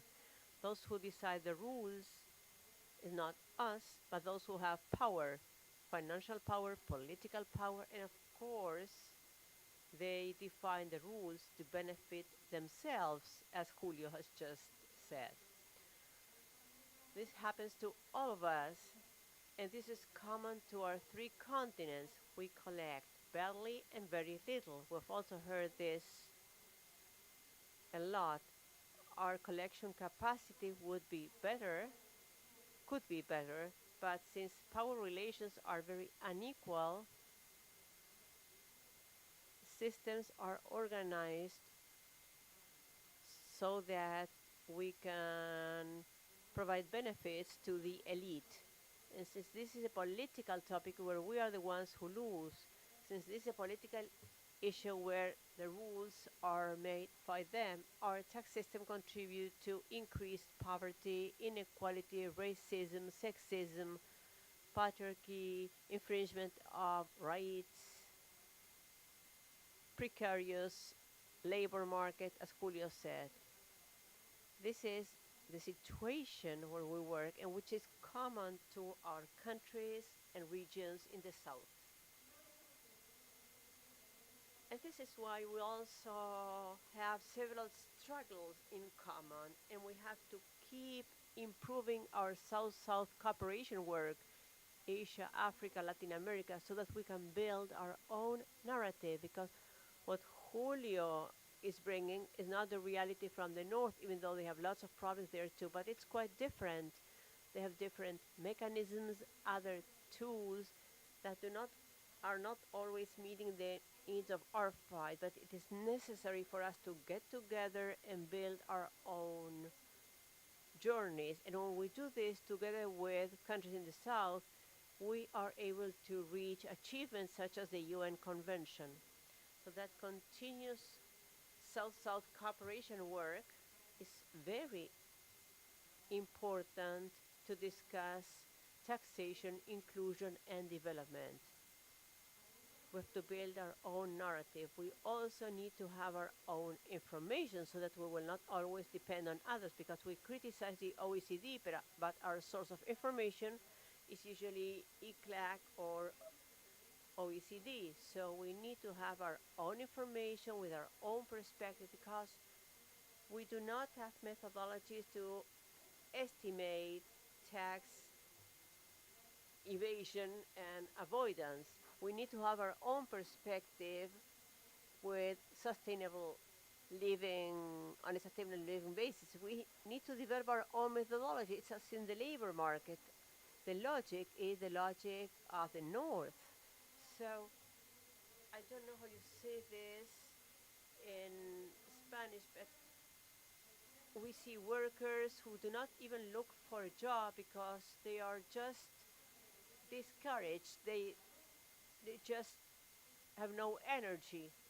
So the South-South cooperation is very important for our research. We fight together to have different rules to fight tax evasion, tax haven, all that money that is taken off our budgets so that we will not have to depend so much on the perspective on the north. But this is the journey we have been on for 20 years, our journey to achieve tax justice. We have to keep on doing that. But I think there are two major challenges we face as organizations from the South. We cannot continue just what we're doing right now because our system is not working. So it's not just about repeating things. We have to change the way in which we produce and consume because if we have precarious jobs, insufficient public services, and the destruction of our planet, so the way in which we produce and consume is destroying life. If we keep on doing things this way, then our fight will make no sense because we will all be dying from heat or cold. And in order to achieve this, we need two strategies or two new ways of looking at things. One is to put human beings at the core. Our tax system should be based on sustainable living, which means altering deep power relations so that those who today are excluded, women, indigenous populations, workers, nature, everything that is excluded should be part of life again. So we have to really rethink another way, another tax system alternative because the state needs resources to do their job. So we have to think of other systems that can contribute to production. And we have to produce for life and not for accumulation, which is what we are seeing today. And a second dimension, which I think is very important, is that in order to do this, since in our countries, congresses, parliaments do not represent the diversity in our population, we need to change this. We need more people discussing this, more women, more LGBT communities, more people with disabilities, more indigenous communities, more Afro descendants. We have to create participation spaces. And I always like mentioning Nancy Fraser, a feminist, Marxist, very interesting economist. If you have the chance, read something about what she writes.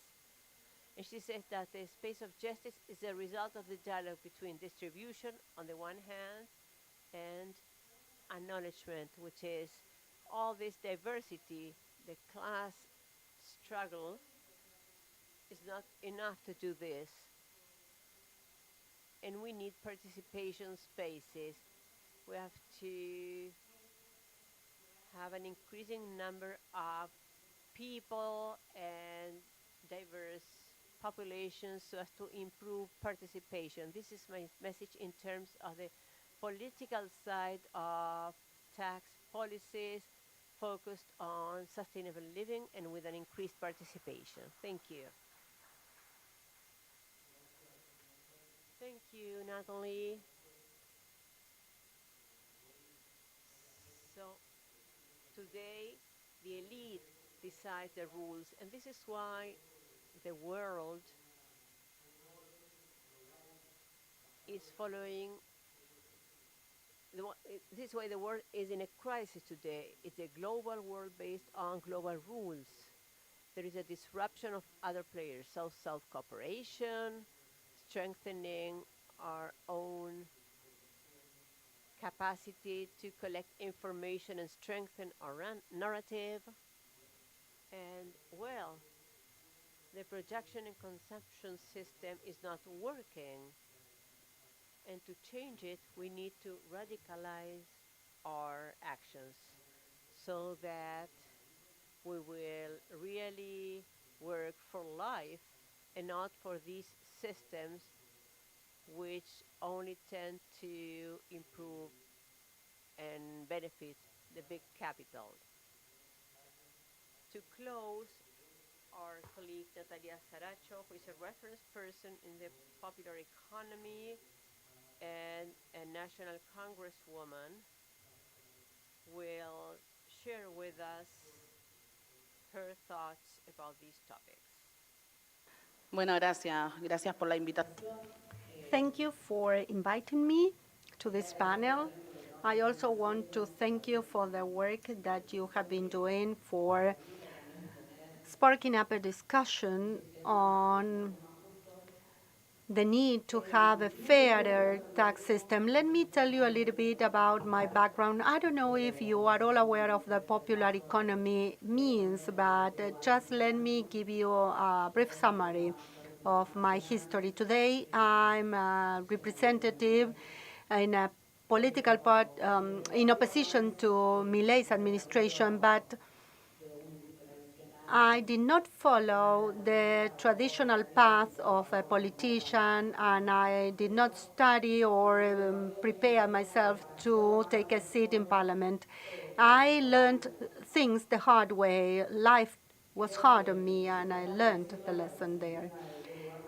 So I'm saying this because I just want you to understand where I'm speaking from and why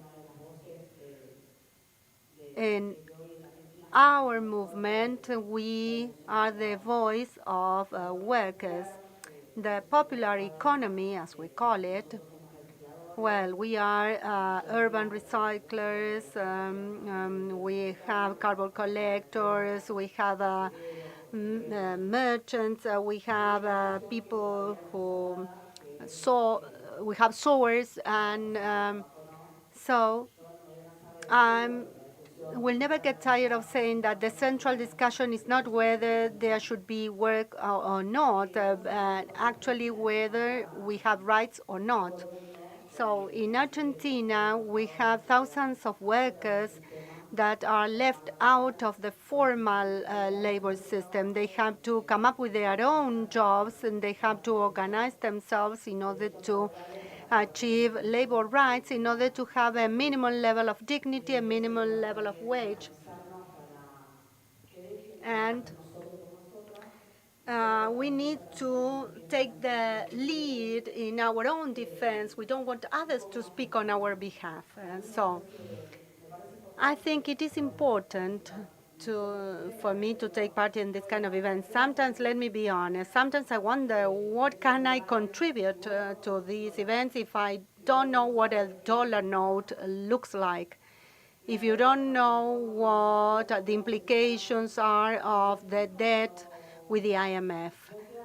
But then when you think about it and you realize that you are really impacted by all these policies, because let me be candid, we are all moved when we see children who have no drinking water, when they are going through the garbage to get something to eat, when they walk barefoot, or when they have no right to health, to education, to housing.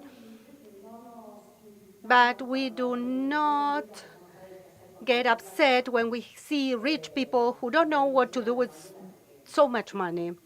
A colleague of mine was saying today, well, why don't you just give a summary of what we do? Because we are not just going to talk about the low-class people or the popular sectors. We are not going to just focus on the poor. We believe that in order to have a meaningful contribution when we discuss about poverty, we need to talk about wealth, how wealth is distributed. So if in this context we have the richer who get richer and the poor who get poorer, and this is not just happening in Argentina, it's happening all over the world where we see that the working class is disappearing, the economy minister, who is also a genius as all the rest, well, we have seen the West crisis in the country, so this economy minister said that the working class will have to exchange dollars just to pay taxes or basic utilities, electricity, gas bills, etc.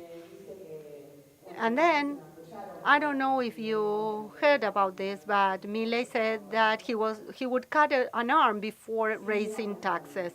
But anyway, taxes are still being raised. And why do I say this? Why do I comment on the administration? Because the model of administration makes a difference. And this is something that leads us to discuss distribution, taxes. Today, the ones that pay most taxes are the poor because their entire income is devoted to paying taxes on food. The housewife who lives in a very poor neighborhood pays the same amount of money for a package of milk than someone who lives in the northern part that is richer. The difference is that the housewife will, in that poor neighborhood, will just spend her entire income on food, and perhaps she gets something else to pay the rent because she doesn't own a house. So that is a difference. And now we workers will have to pay income tax again. So it is a tax on their wages, on their salaries, and that is also a lie because this is quite contradictory.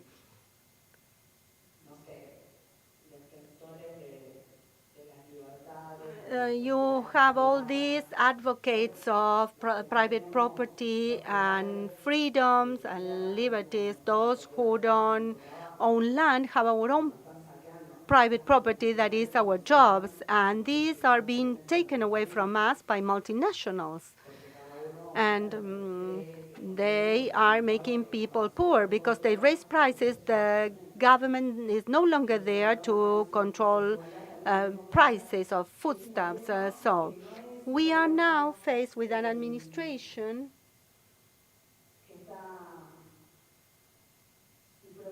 that is improvising. They have an adjustment plan and they know who they are ruling for. We saw that with the law on basis, a small set of bills that benefited just a small part of the population, the richer, and those who pay the monotributo, the single tax, well, at the social level will have to continue paying when they reduce other tax rates for the richer. Then in terms of foodstuffs, and they also have this policy to store foodstuffs in a warehouse while you have so many poor people. 7 people died already in the last month in Buenos Aires, the richest province in Argentina, because they were homeless and they died due to the cold weather. So this is because they know clearly what they are here for. They just came here to rule for a minority. That also comes hand in hand with a repressive policy. That is why when we take the streets, not just the social organizations, but also the trade unions, when we take the streets to defend our right, most of the times we are chased by the police. Last time there were people who were taken to jail. So this is just a reflection of what is happening in many places. And I'm really worried about this because I agree with what our sister was saying. There needs to be more participation, not just of women, but also of women who understand the importance and the urgency of all these situations. Brothers and sisters from trade unions, workers from education, from the healthcare sector, so that they can have and speak up and in the Senate, in Parliament in Argentina, the people would be represented, and we wouldn't have people in Parliament who do not live up to expectations and do not rise to the occasion and will make decisions that will have consequences not just for us, but also for future generations. So I was also thinking along those lines that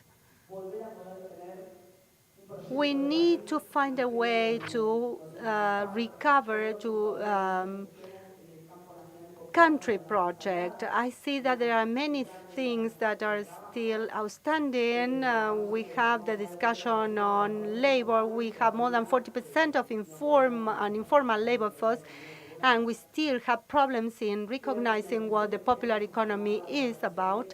I think that we need to have that discussion. We need to be representative. We need to understand that we need to levy more taxes on those that have more. And there was a clear example, the wealth tax, the tax on large fortunes, that was levied only once. That money was used to urbanize different poor settlements, also for healthcare and for education, and that happened only once. That was a single time tax. And it was extremely difficult to collect that tax. In fact, there are some people who haven't paid yet because they don't want to accept the idea that that money should be devoted to the poorest sectors. It's not a matter of paying. The problem is where that money is paid. Just like the having transfers to those that have the most, that was an example of money transfer from those that had more to those that have less.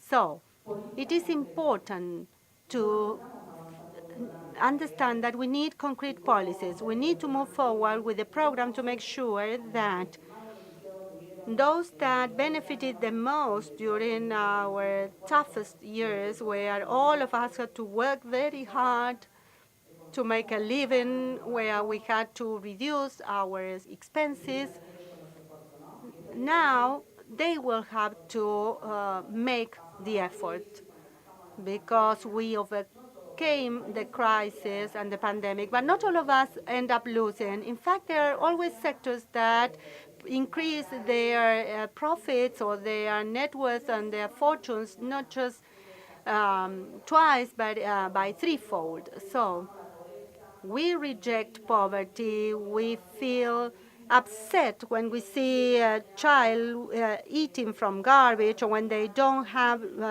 clean water to drink.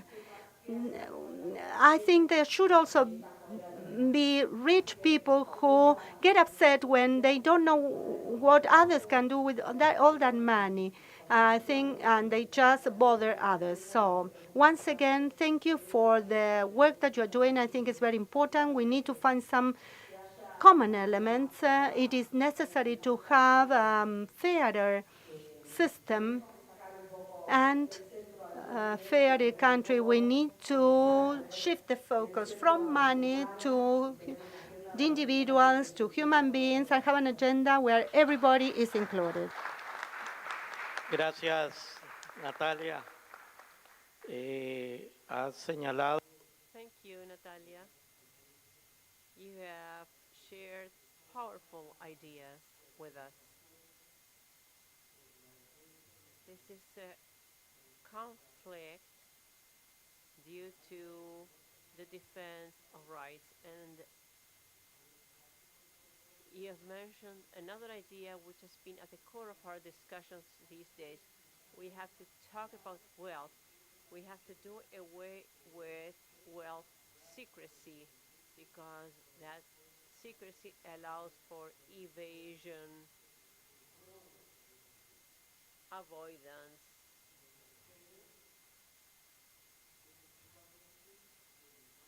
and thirdly, those who pay higher taxes, not only in Argentina but all over Latin America, are the poor. And they pay through utilities and through food. These are very powerful ideas that are directly related to the discussions that have taken place here. I will open up the floor for comments, questions. I think we have time for at least 3 comments, and then we'll have a final round with our speakers. Are there any comments from the audience?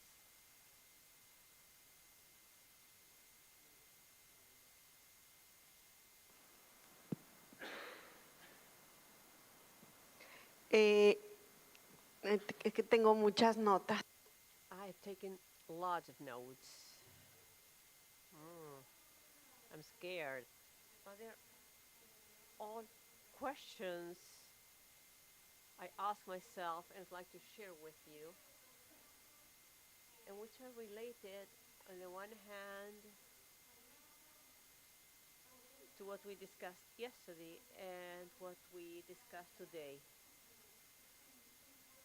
There are some principles, beliefs, radical beliefs we have,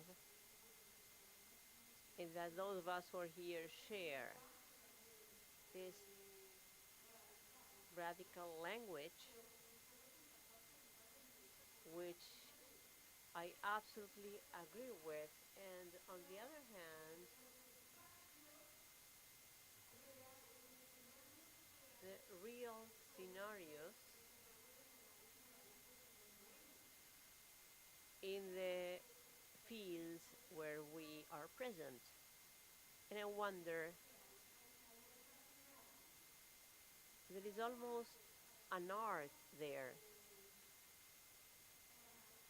What can you do to show those radical positions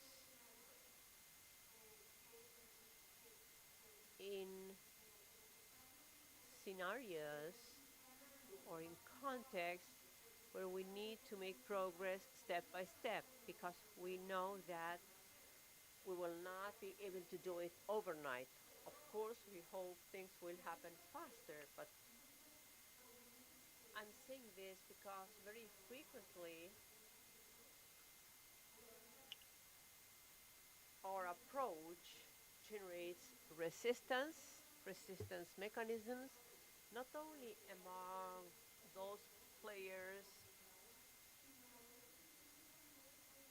that oppose us, but also among lay people.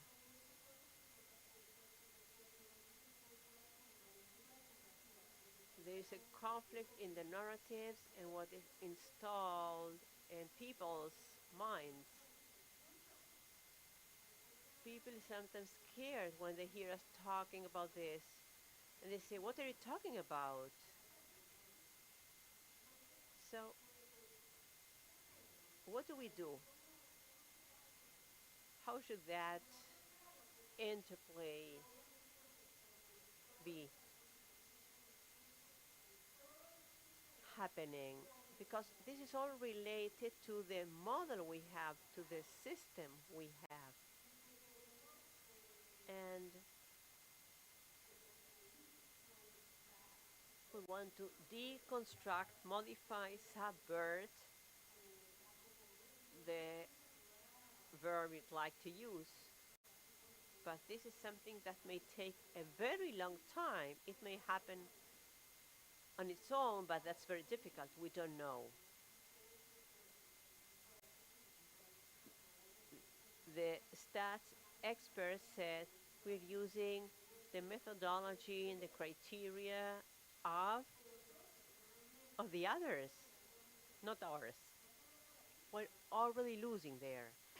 Pero entonces, si no es así, ¿cómo? But then, how can you have a conversation? This is almost a game of languages. It's dangerous, but it is a game. And I said this to Miguel Angel last night. He was smoking outside. We're working at the national, regional, global level. And I feel that we may have to focus a lot on the national level, because what I'm starting to understand that is that there is some space at the national level where we can act, demand, and do things, not necessarily waiting for something to happen at the regional or global level. And that is very useful for our people. I think it is very useful to see what those concrete paths are, those paths that we can take in our country that do not require our reaching agreements with others.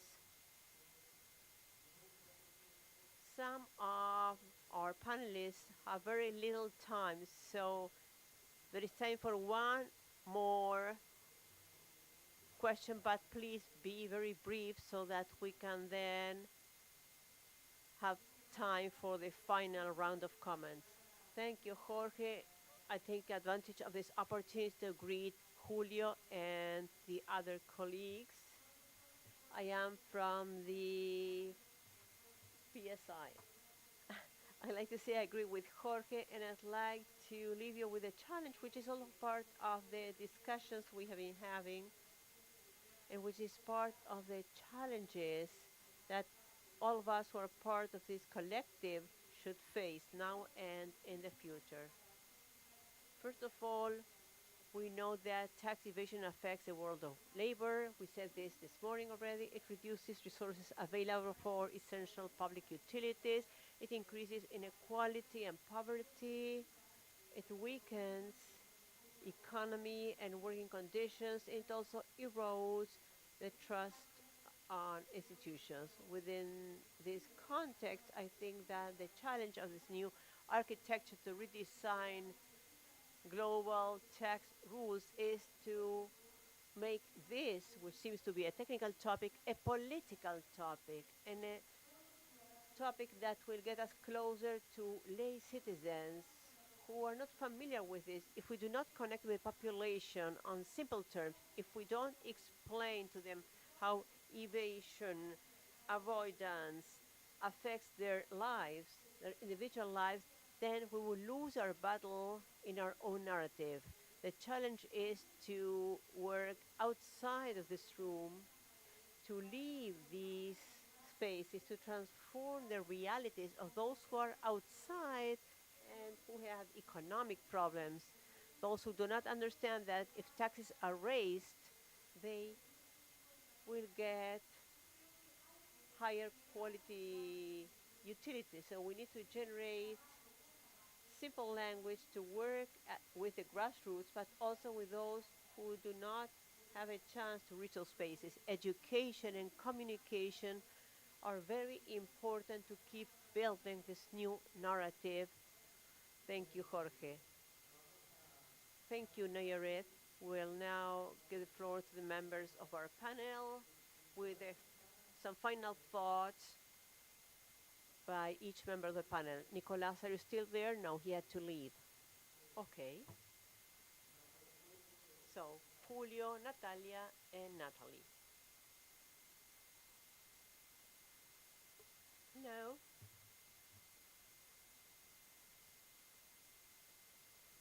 Sí, se escucha, ¿no? Sí.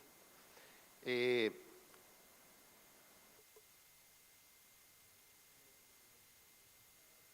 think that what our colleague said, the first one who talked, shows that it is important for us to know that we need to act in all areas. what you do is very important. We need you to keep preparing, analyzing, but what we cannot have is a separation between the grassroots organizations and the organizations focused on study research. We need to improve our communication because it is there where we'll have the necessary elements. But you should know that what you are doing is very important because otherwise you could say, well, I'm here, I'm studying this, and I'm not acting directly in the field. Well, but we need elements to eventually work in the fields so as to recover our population's common sense. They have won, they have convinced our people that the best is that individualistic narrative. There is no collective solution. And if I have to step over my neighbor, then I will do that. That's a narrative, the discourse that's winning today. In order to fight this battle, we need elements, and those elements come from studies, work, effort, which is what you are doing. We do not have to separate the political, social organizations' direct action from the thought and research spaces. Well, I'm thinking of lots of things. I forgot something which I also think is very important, which is happening in Argentina, is related to natural resources. We're told that our economy will be reactivated. This will bring dollars, and this will also, again, the cascading theory. We have lived through this. We are familiar with this. So we have to discuss the importance of political sovereignty, economic independence to eventually have social justice. And in this respect, I thank you for this meeting. I think it is very important to have this discussion, which is not only related to what's happening here, but what's happening all over the world. This is why I think I should thank you for that. But I think we should also be aware that people should not be underestimated, even if they do not understand how the market works and what this implies. You don't have to be a financial genius to understand that you are being cheated, that you cannot make ends meet, that you cannot buy stuff for your children.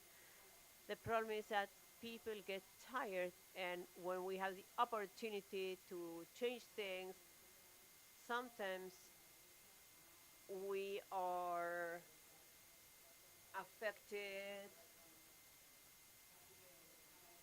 by those who make decisions. So I'd like to thank you for inviting me. I really celebrate your work, and I hope there will be many more meetings like this one.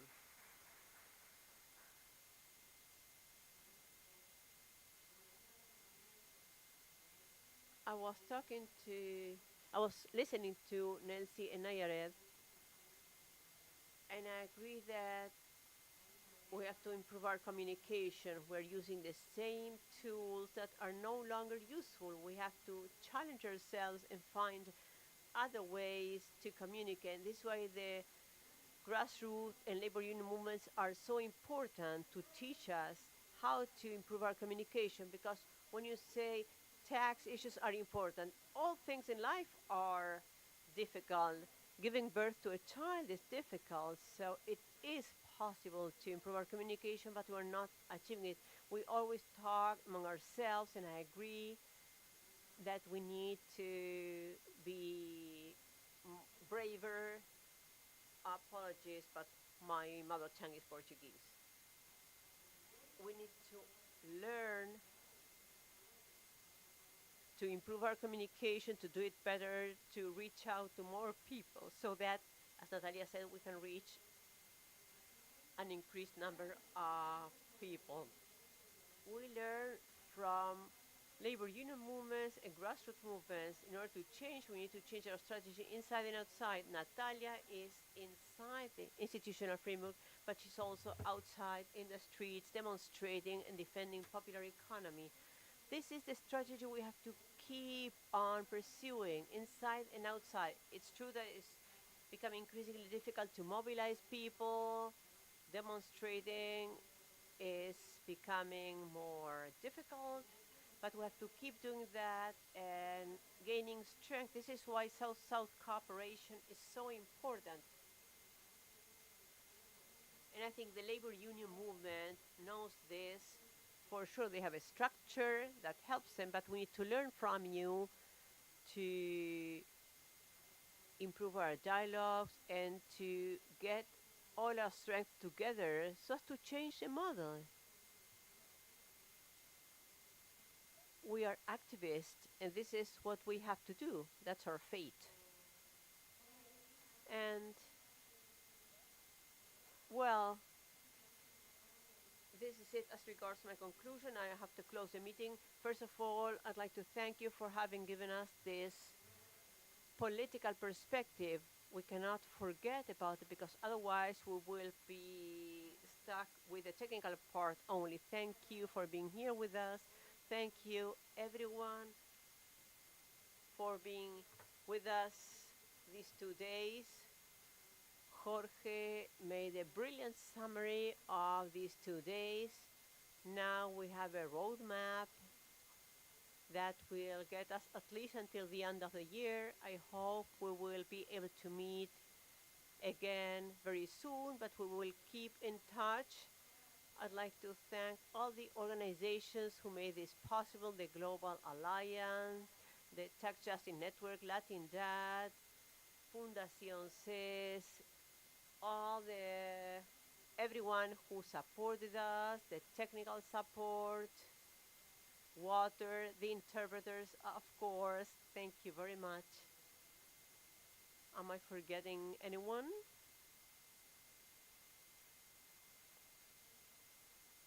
The hotel, the waiters who have brought water. I think I've said this, but I can repeat it. And Claudia, all this is possible thanks to our dear Claudia, who is our conductor and who makes everything possible. Thank you all. See you next time. Safe travels back home. Thank you.